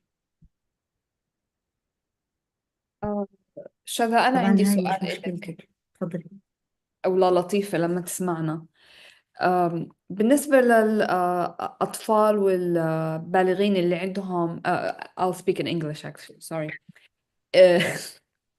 for patients who have autism, whether they're small children or adults. I am sure they have very specific challenges. Can you give us an update how people are dealing with these patients? I know that some families were actually tying their children to the tents who have autism so that they do not run away, because they do not have judgment and they need somebody to watch them. And if a mom has to go get some food, she will have to tie her child who has autism for hours. Because no one's able to watch him, or her. So I just wanted to hear from you, Shada, since you have more information about this. So I can't claim that I know enough about people who have autism specifically, but we are trying to collect some information about people who have, intellectual disability. But when we talk about autism, we are talking about a communicational challenge, a person who is, who needs an environment to be as stable as possible, the people around them to be as they know them to be. So when the environment is in this, turbulence, as it is in wars, it is understandable that families will be facing additional challenges and will not necessarily know how to handle those challenges. This has been the case even before the war. I imagine that with the war, those challenges will will increase, of course. But I don't have accurate information or an example that I can share, to be honest. Thank you, Shada. A lot of people are asking for your information to communicate with you. So is that okay if we share it? Yeah, sure. Your email. Sure. And I think, we have heard enough information about, the status of hospital, the status of children with injury, the infectious diseases, the anesthesia, the disability, the people with disability situation. So If you don't everyone, mind, if it's okay, I just need to shed light on one last thing. go ahead. Yeah. As I said before, Palestinians with and without disability face the same things. So I just need to shed light on the fact that many Palestinians with and without disability are inside the Israeli jails, with them, living or with them having physical, intellectual, psychological, or even sensory difficulties. Inside the Israeli jails, the disability or the difficulty is used as one of the torturous policies against Palestinians with disability. The fact that I know someone, his mother, and he excused us to use to share their story. He has intellectual disability. His father has psychological disability. He's from Bethlehem. He's 17 and some years old. He has been imprisoned last July. And for example, if I'm imprisoned, even though I'm blind, it's fine. I know what I'm doing, and I'm ready to deal with the consequences in Palestine. But when someone with intellectual disability, for example, is doing whatever he is doing or she is doing, not having the chances to know the consequences and yet deal with the consequences without the Israeli courts taking the fact that they have intellectual disability into account, their security is what matters the most. And they are an entity that is designed to act as if security is the one and the only thing that matters at the expense of everything. This person is yet in prison, regardless of the so many attempts we've been trying to do. So he will be out of prison. Yet he is. is still there. Someone with physical disability from Gaza has been arrested right at the beginning of the war. He has been exposed to torture inside the prison until he lost his life, and we lost him. Many Palestinians with disability in prison are deprived of so many interventions, and also are deprived to have their assistive devices inside the prison, are deprived to visitations in rooms that are accessible and in ways that are accessible for them. Just feel that this is a very important issue that is not being addressed much or enough. Thank you. Thank you so much, Shada. I will finish my point, which I was trying to make earlier. We heard so many details about the situation of the medical sector in Gaza. It is on all of us to reach out, to speak up, whether you are a physical therapist, whether you are an infectious disease doctor or a social worker or a neurodevelopmentalist. Everyone can do something. How do we do it? We speak up, we write, we talk to our colleagues. We heard the story of Malak. If anyone knows of an organization that does evacuation or a hospital that can do free care for Malak, please do that. We have heard a lot of stories where just a picture or a phone conversation had made a huge difference in anyone's life. Please do your best. We are trying our best to bring the stories to all of you, and you can help us by doing your part, speaking up, making the connections, reaching out to your colleagues, and do everything you can. Thank you. Thank you, Karama, and thank you, Latifa and Shada. For our audience, we want to let you know that we are planning a full webinar and a symposium to shed more light on the persons of disability in Palestine and in Gaza in the next few weeks. So hopefully we will have Latifa and Shada back with a few other colleagues of theirs with more data, with more information, and we will go in depth about the extra plight that the people of disability are enduring through this genocide. We know that genocide is tough on everyone, but it is an extra burden, an extra hardship on the people of disability. And please reach out to all your organizations all over the world, especially the organizations that preach that they care about disabled persons, disabled people, to shed more light on this, because the situation in Gaza and Palestine is unimaginable. It's unbearable. Even the healthy people are not able to cope up with. So let alone imagine people with disability going through this. So hopefully we'll have more details in our meeting in a few weeks. We are working on this. And for Dr. Yusuf, since you are here with us, please, and we know that it's been 50+ days of complete blockade on Gaza. Not a single thing is allowed in. No food, no water, no medications, no electricity. What is the situation in the hospitals now?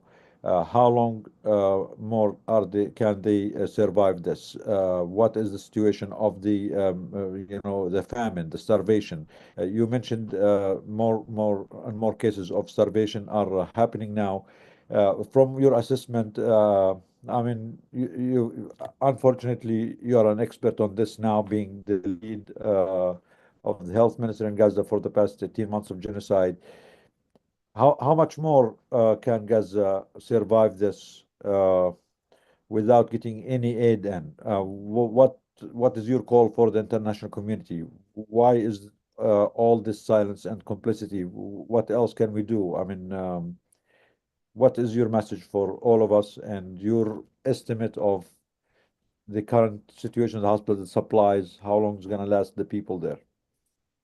Actually, the situation is beyond any word. Really, it's beyond any word. No one can explain how difficult the situation is. I think I was mentioning in the last meeting that 40% of the cases with hemodialysis, unfortunately, they died silently. because there is no accessibility to the hemodialysis units, and unfortunately, even the very essential needs, and even for the kidney transplant, there is no medicine and there is no investigation for the people who are still having some medicine to use as antidepressant agents. So unfortunately, most of the cases nowadays, they are dying silently. Actually, I was referring to the cardiac catheterization. Previously, we were having eight centers for cardiac catheterization. And even we reached the point that we can do what's called like primary PCI. 24 hours per day and 7 days per week, we can do primary PCI for any case. Now, unfortunately, we're unable even to do the life-saving catheterization. And so the cases, actually, they are dying in peace or silent. Actually, it's not peace. So actually, the killing is still continuing directly and indirectly. And now there is no linen. If you just have them around in any of the hospital, there is no even linen. There is the very essential needs is not there. You know that the cases inside the hospitals, we are not presenting food for them. And you can imagine all the cases there, even some of them, they are unable to bring a food. And most of the families and most of the children and most of the patients, they are depending on one meal per day, which is actually not well prepared. The situation is so catastrophic. I go for another point, which is the salaries. Now, our staff for more than 2 months, they are not receiving even part of their salaries.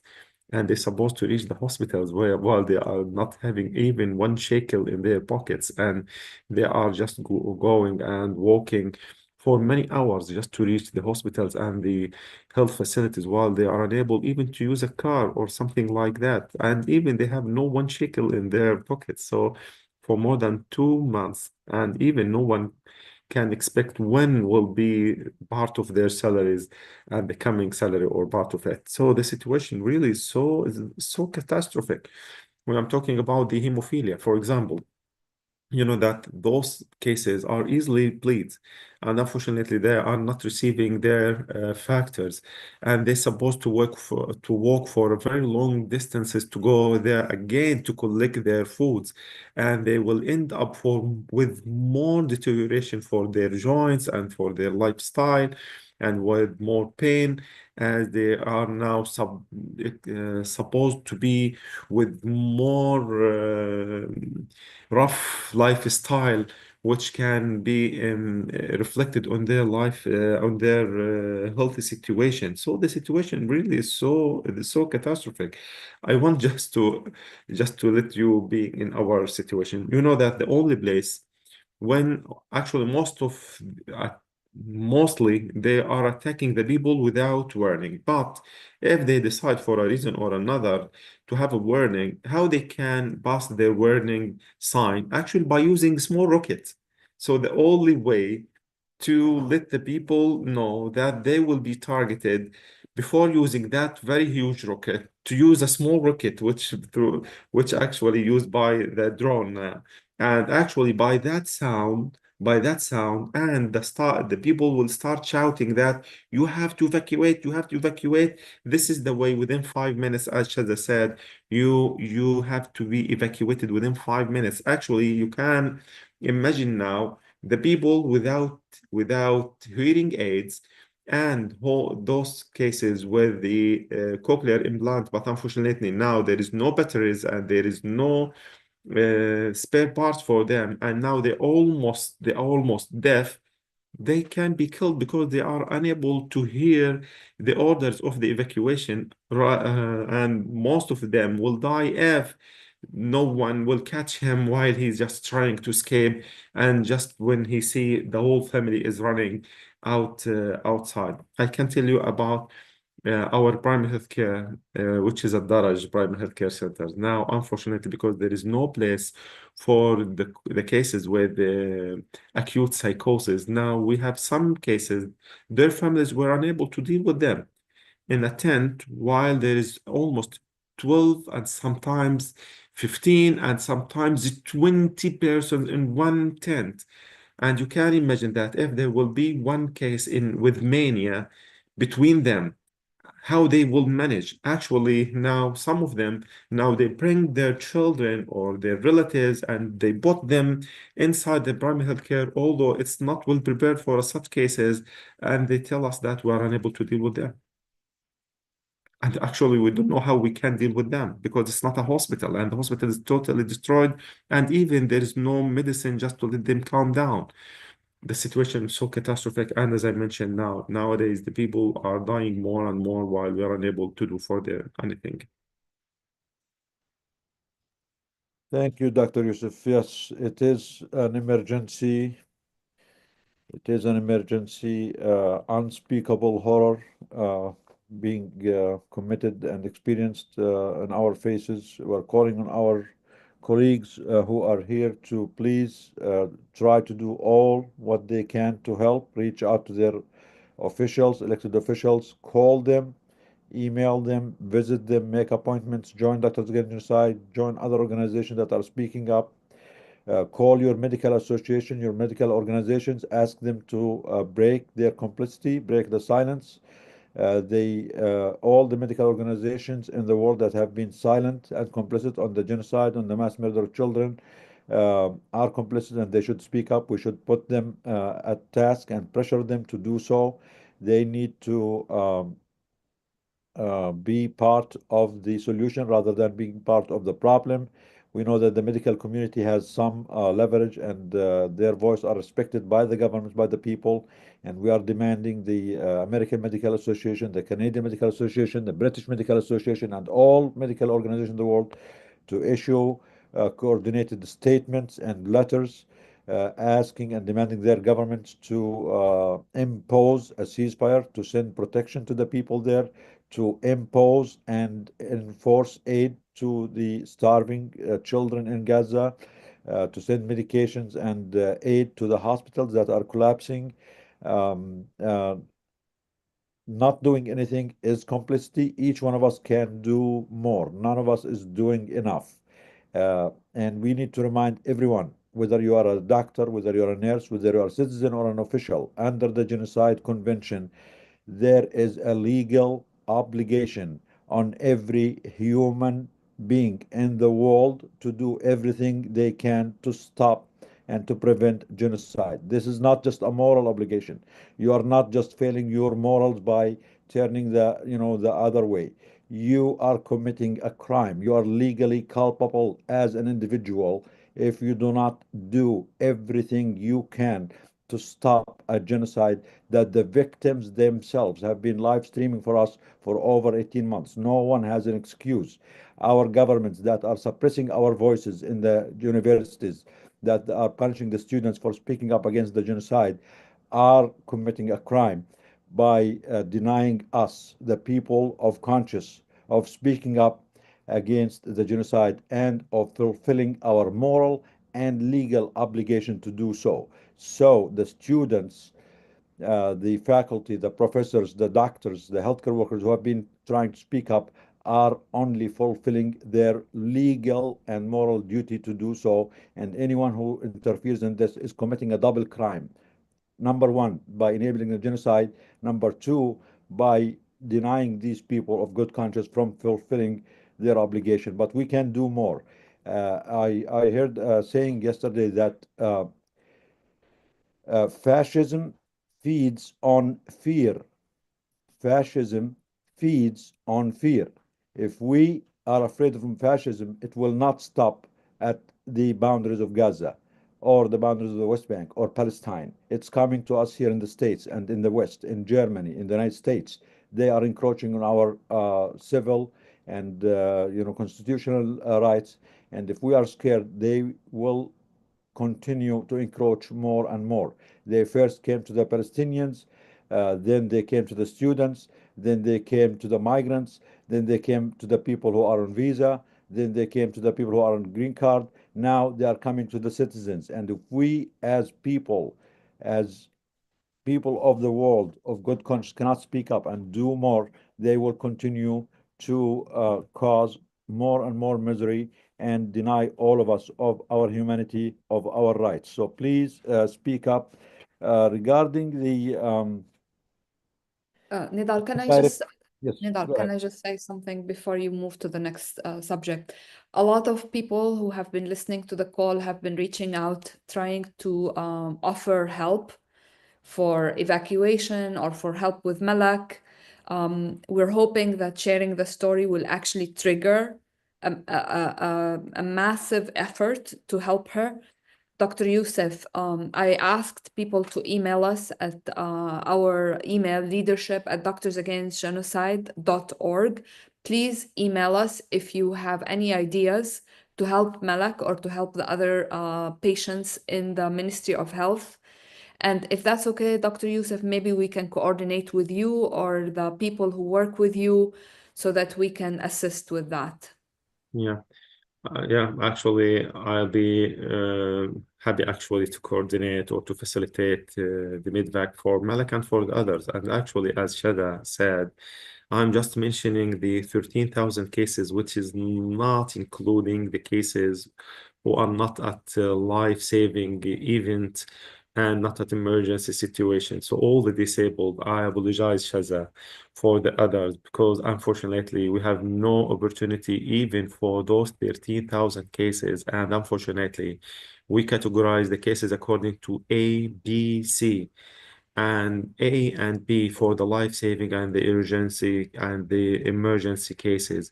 But the cases which their lifestyle will be affected, like who are in need for a lamp or hearing device or something like that, unfortunately, they will not be included at this time. And that's so painful. Again, Malik is not the only story. Actually, I'm talking about 13,000 cases. We just present one symbol or one example just to reflect the whole situation. But again, I'll be more than happy to be Thank in you touch so with anyone who can assess or who can facilitate the transportation and evacuation of Malik. Thank you. We as Doctors Against Genocide, we do not have that capacity to do evacuation, but we can always assist, help, coordinate. We have a lot of members all over the world who have contacts and connections, and we ask every single person to try your best to bring a patient in, to contact Heal, Fajr, or PCRF who do evacuation or other organization, and just let's build the momentum as much as possible. Helping one patient makes a big Only difference. The And only helping one, the only one who can make difference actually is the Americans. And actually, we have such experience when the American ambassador actually they have direct contact with the Israelis and they allow some of the cases to be transported outside. So the only one actually, which is not the NGOs. Unfortunately, all the NGOs they are unable to do something, and actually the only two channels, which is WHO on one hand, and the other hand, the official governments, and on top of that, the American one. So this is another reason why our American colleagues here, they need to reach out to their elected officials and demand this of them. Please call them, email them, join us on April 30th. We're going to DC. Let's bring this issue to the Senate, to the Congress. Let's demand them to, first of all, we need a ceasefire, a permanent ceasefire, unconditional. We need to stop the carnage. We need to stop the mass killing. Number two, we need to allow urgent aid and unlimited aid as much as it takes to help the people who have been starved for decades, and especially in the last 51 days.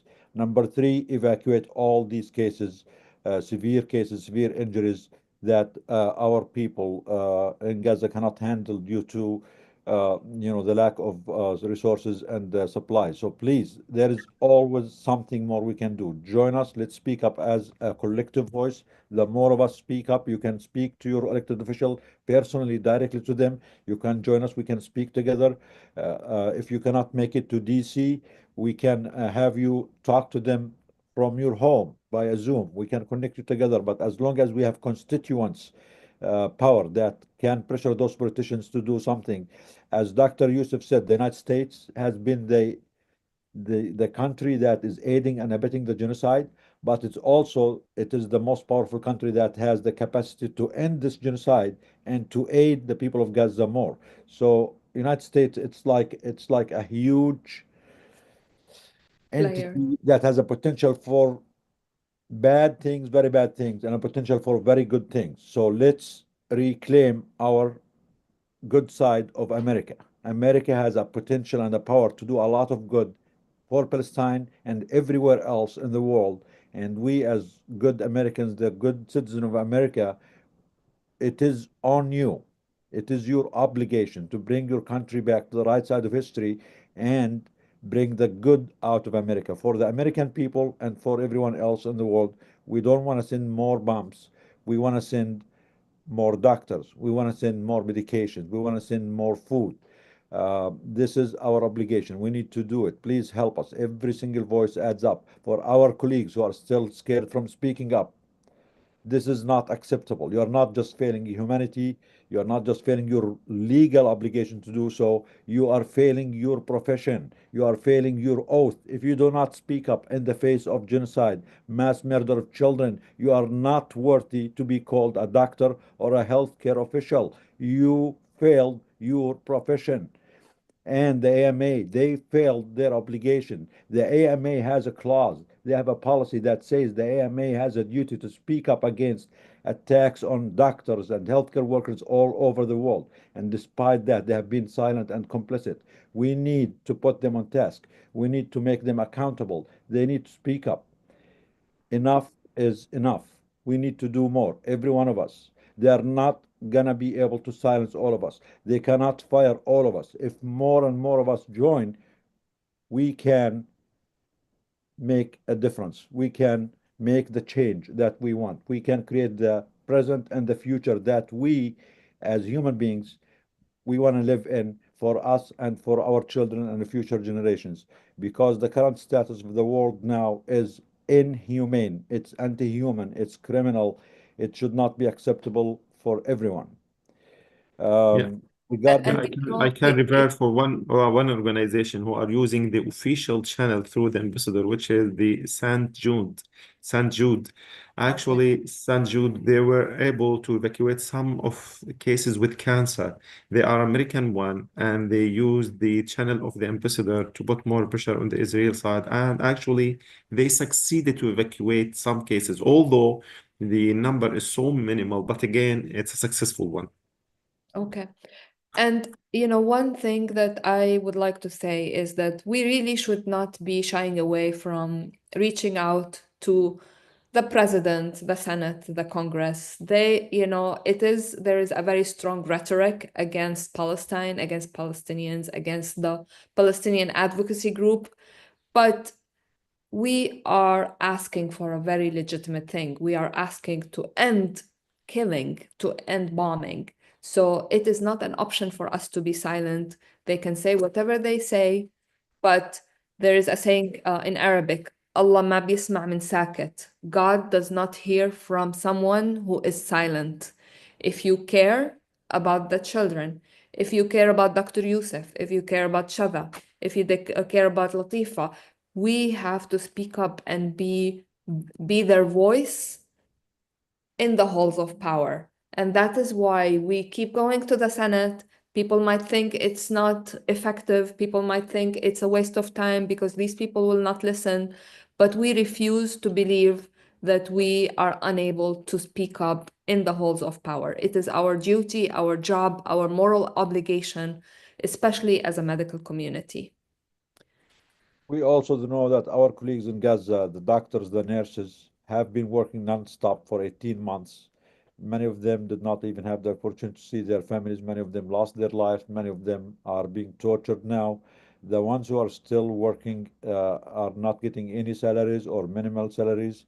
And it is an obligation of us as doctors, healthcare workers in the world to support them. Doctors Against Genocide is in a process of creating an app that can team healthcare workers all over the world with their colleagues in Gaza. It can match each doctor or healthcare worker in, let's say, US or UK or Germany, can pick a doctor or a nurse from Gaza. It becomes a direct personal relationship with them. They can support them emotionally. They can support them with, if they have any questions, medical questions. They can support them if they have any, personal questions. And also they can support them financially, let's say monthly, $200 a month to support those people who have been sacrificing everything nonstop without because they have families too. They need to live. They need to survive, and the fact that they are not able to to go and leave their duty to protect the victims makes it an obligation on us all over the world to help. And it can be something simple. It doesn't need to be a certain number. Everyone can choose their comfort level. But we really think this can be a nice way for the for the medical community, healthcare community all over the world to support our colleagues in Gaza, because they have been on the forefront. They are our heroes. We are learning from their heroism every day, from Dr. Yusuf, from Dr. Abu Safiya, from Dr. Abu Silmiya, from all our colleagues who did all what they can to help, from all our colleagues that we lost on the line of duty. Dr. Alloh, Dr. Endless Al-Bursh, list. Endless list. more than للأسف. 1,000 that we know of. I mean, these are the ones who exemplify what medicine means. These are the ones who are true examples of being loyal to your profession, to your humanity, to protect life. And they are sacrificing everything they have, everything they can. And the minimum, the least we can do as people who are enjoying, the peace and the, all the means Shower. of life in the West to help them. Yes. You know that, Dr. Nadal, nowadays actually we are waiting for the most worst scenario. As for example, now we have the Indonesian hospital, Al-Auda Hospital, Ad-Durra Hospital, and European Gaza Hospital. Now they are in the red zone, So it's not unsafe to reach the hospitals, although they are not asking the hospital themselves to evacuate, but actually they ask the whole area to evacuate. And so the whole area is not safe. And the corridor, there is no safe corridor to reach the hospital. It's not safe to go for the health staff. It's not safe to go to the cases themselves, and it's not safe to supply the hospital with the different needs. And so it's like just like a desert. And now we are trying to put a plan. What shall we do? If we are trying just to evacuate some of the assets and the equipments from that hospital, not to be looted or to be distracted or to be destroyed by the Israelis if they will go to invade those hospitals, actually, because they are not allowing for any new equipments to enter to Gaza. And actually now we are in a dilemma and we don't know exactly how we can manage. If we just have a decision, just we are going to continue. Till now, our decision, we are going to continue. It's unsafe to ask our colleague to reach the hospital. And if they will invade the hospital, they will destroy everything there, which is so precious. And if we start to evacuate the hospital, that's meaning we are going to give a bad, a negative sign to the people that we are unsafe and we have to evacuate. And actually, the situation will be more complex. So even just to deal and to manage such a situation, it's really so difficult. And all the time, when I have a decision to our colleague, we have to continue our work there. But from my heart, all the time, I'm just scared that anyone can be harmed while he's just trying to reach the hospital, or even when he's going to out of the hospital, or if that hospital will be seized and they will be arrested. So really now we are in a dilemma how we can manage with those hospitals, which is in the red zone, while there is no safe corridor to reach the hospitals. Yeah, so you're talking about the Indonesian hospital, which was destroyed multiple times. Destroyed many And times. after Kamal Adwan Hospital was destroyed, some of the patients who left Kamal Adwan came to the partially rehabilitated Indonesian Actually. hospital. Now they are putting the whole area in the red zone, which means unsafe area, the hospital and all its neighborhood. And you are in a dilemma now as a health care administrator what to do. I want to just tell all the CEOs of the health care institutions in the United States who get 20 million plus dollars every year salaries, and all the healthcare organization of the world. These are the real life dilemmas of medicine. When you are in the shoes of Dr. Yusuf and his colleagues and need to make this decision, are you going to abandon your patients? Are you going to ask your people to abandon the patients and the victims there, or you are going to keep them there and continue to provide care as much as they can, despite all the difficulties, but at the risk of them themselves becoming targets. So for all the American associations in the world, all the CEOs in the world, bring your millions of salaries, bring your mind. You think you are genius, you think you are doing humanity a favor by depriving and exploiting the patients here in the United States and cutting the health care for the people in the United States and allowing and being silent on bombs going to Gaza to murder the children and the doctors and the hospitals, and putting your colleagues, our colleagues in Gaza in this such dire situation and facing these unimaginable decisions. I don't know what decision you're going to make, Dr. Yusuf. I cannot, we cannot even imagine ourselves in your shoes. We know how hard it is. We know that our colleagues in Gaza never abandon their patients, and I hope you will make this decision. But we are just highlighting the failure of our CEOs in the healthcare industry here in the States, who are exploiting, cutting down the Medicaid and the aid for the poor here, and also silent and supporting the genocide and the bombing that goes and kill the healthcare overseas. So you are failing on both fronts. For the American people, you need to know what are your leaders doing? What are your healthcare, leadership and CEOs are doing? They are committing a double crime, both on the American soils and overseas. Very tough, Dr. Yusuf. Go ahead. Yeah, and even you know that nowadays, unfortunately, even the routine immunization is not there. Actually, I'm not talking about the emergency campaign for poliomyelitis. Actually, they are not accepting and they are not allowing, and they didn't give any permission to the vaccination to be entered to Gaza. They're preventing the entry of the vaccination of the polio for the polio campaign, the emergency of the polio campaign or urgent polio campaign. And unfortunately, all the previous efforts now, unfortunately, as if we are not doing anything because it was something complementary and should be handled within 2 to 6 weeks. Now we are exceeding 6 weeks without having the vaccine to complete the second round for the polio campaign. Not only that, actually the routine vaccination, for example, now for rotavirus, we are bending with the summer and the immunity of the children at the minimal level, and they are not having safe food to be used.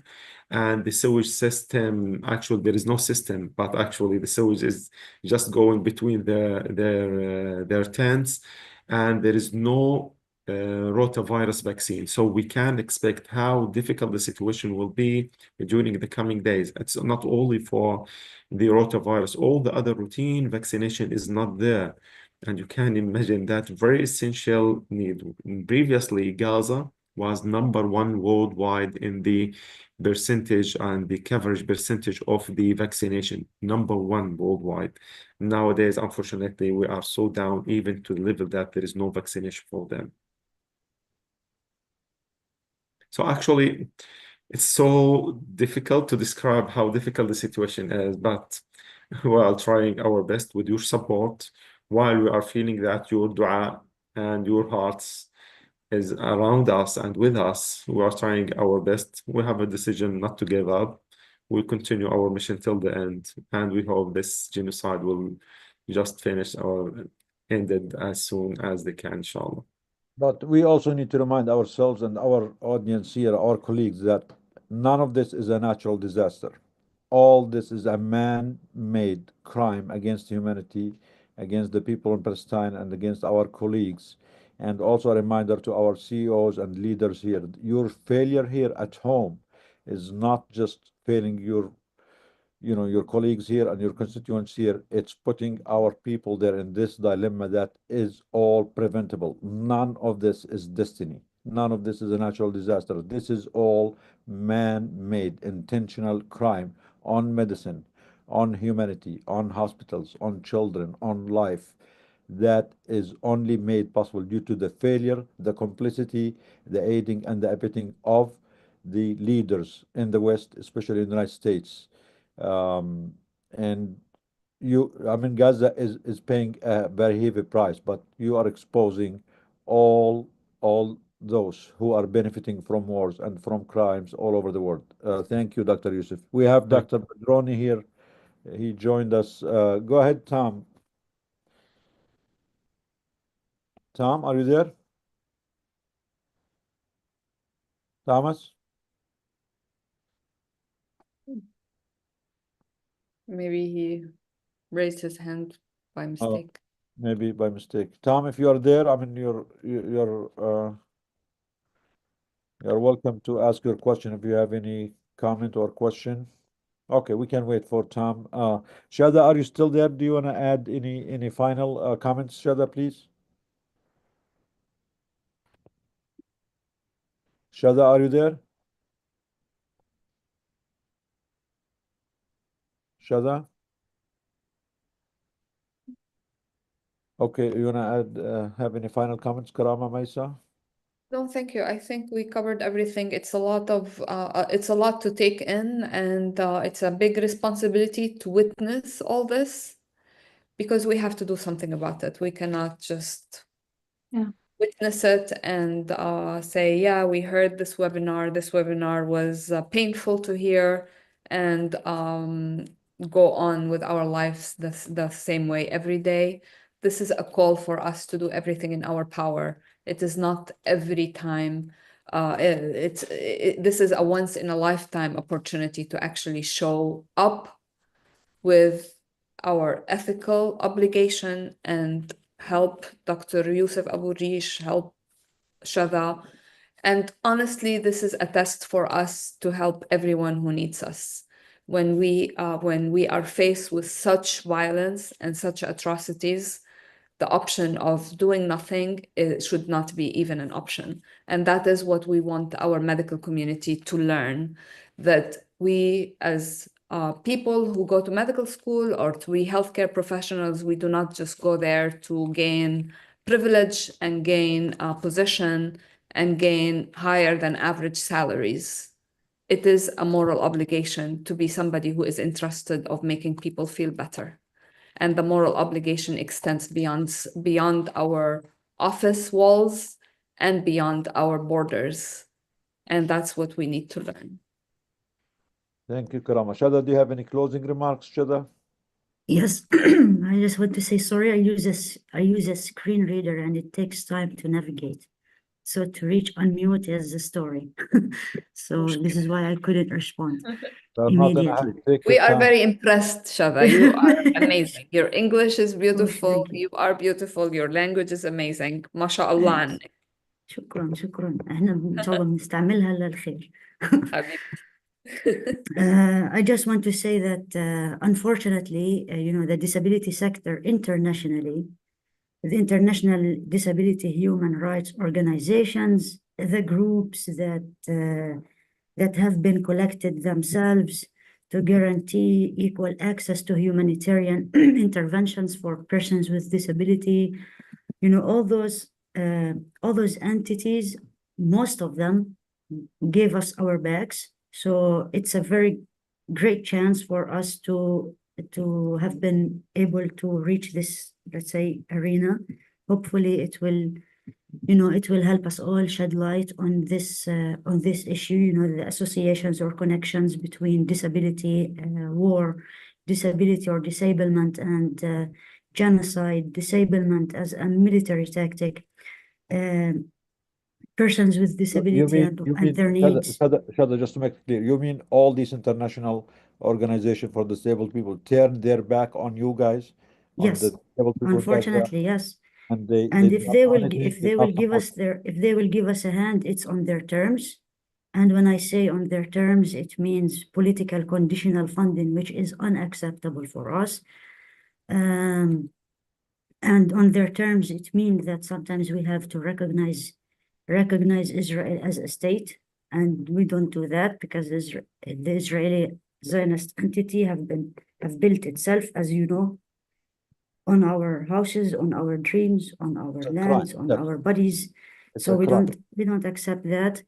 So it's either on their terms or nothing. So that's what I wanted, the point I wanted to make. So thank you, Doctors Against Genocide. Thank you, my friends, colleagues, for this space. And Thank you. hopefully there will be more we can do together in the near future. Well, we will continue ahead. We will forge ahead. Thank you so much, Shada. If I may, just before we end the Welcome. webinar, just remind everyone to join us. Check our website, doctorsagainstgenocide.org. I shared a few links in the chat for you to join us on April 30th. If you can make it to the Hill, that would be great. Also, there's a petition that I shared. If you're a health organization or an individual, please sign the petition so you can find all of that in the chat. Thank you, everyone, for showing up, and let's not Thank you. be complicit. صباح الخير دكتور يوسف. I just want to add one last thing. شكراً. Before. شكرا جزيلا. Yeah, shukran, Dr. Yusuf, Nidal. shukran, Shada, shukran, everyone. Just to remind everyone, our audience, we're doing a few things. One of them, we're calling it the road to DC and the AMA to pressure our governments to do something, to ceasefire and end aid. The road to The Hague to pressure governments of the world to intervene and send protective forces. The road to Rafah, which is also to pressure the Egyptian government to allow healthcare workers and citizens of good conscience in the whole world to go to Rafah in solidarity with our people in Gaza. So please spread the word, join us, let's amplify this message. We need to do more. Whatever we did is not enough because the genocide, as Dr. Yusuf mentioned, is even getting worse by the day. We are witnessing the longest siege in modern history in the 21st century, more than 51 days. Complete blockade on a whole people who are already suffering from genocide. Let that sit in, and please try to do more. Thank you, everyone. We'll see you again next week, and we'll try to reach you, Dr. Yusuf, for more, work on the medical evacuations and helping our people there, the healthcare workers. We'll stay in touch with Shada and have a more detailed presentation about people with disability. Dr. Yusuf, do you have any final message? No, that's all actually. I want to thank you for having me in this meeting. And as you mentioned, this is the time for working. Actually, the situation is so clear, and now all of us are waiting for some steps on the ground. Thank you, Dr. Yusuf. Thank you, Shada. Thank you for our listeners. Let's get to work. Let's do more. Thank you. Thank you, everyone. Thank you. Bye.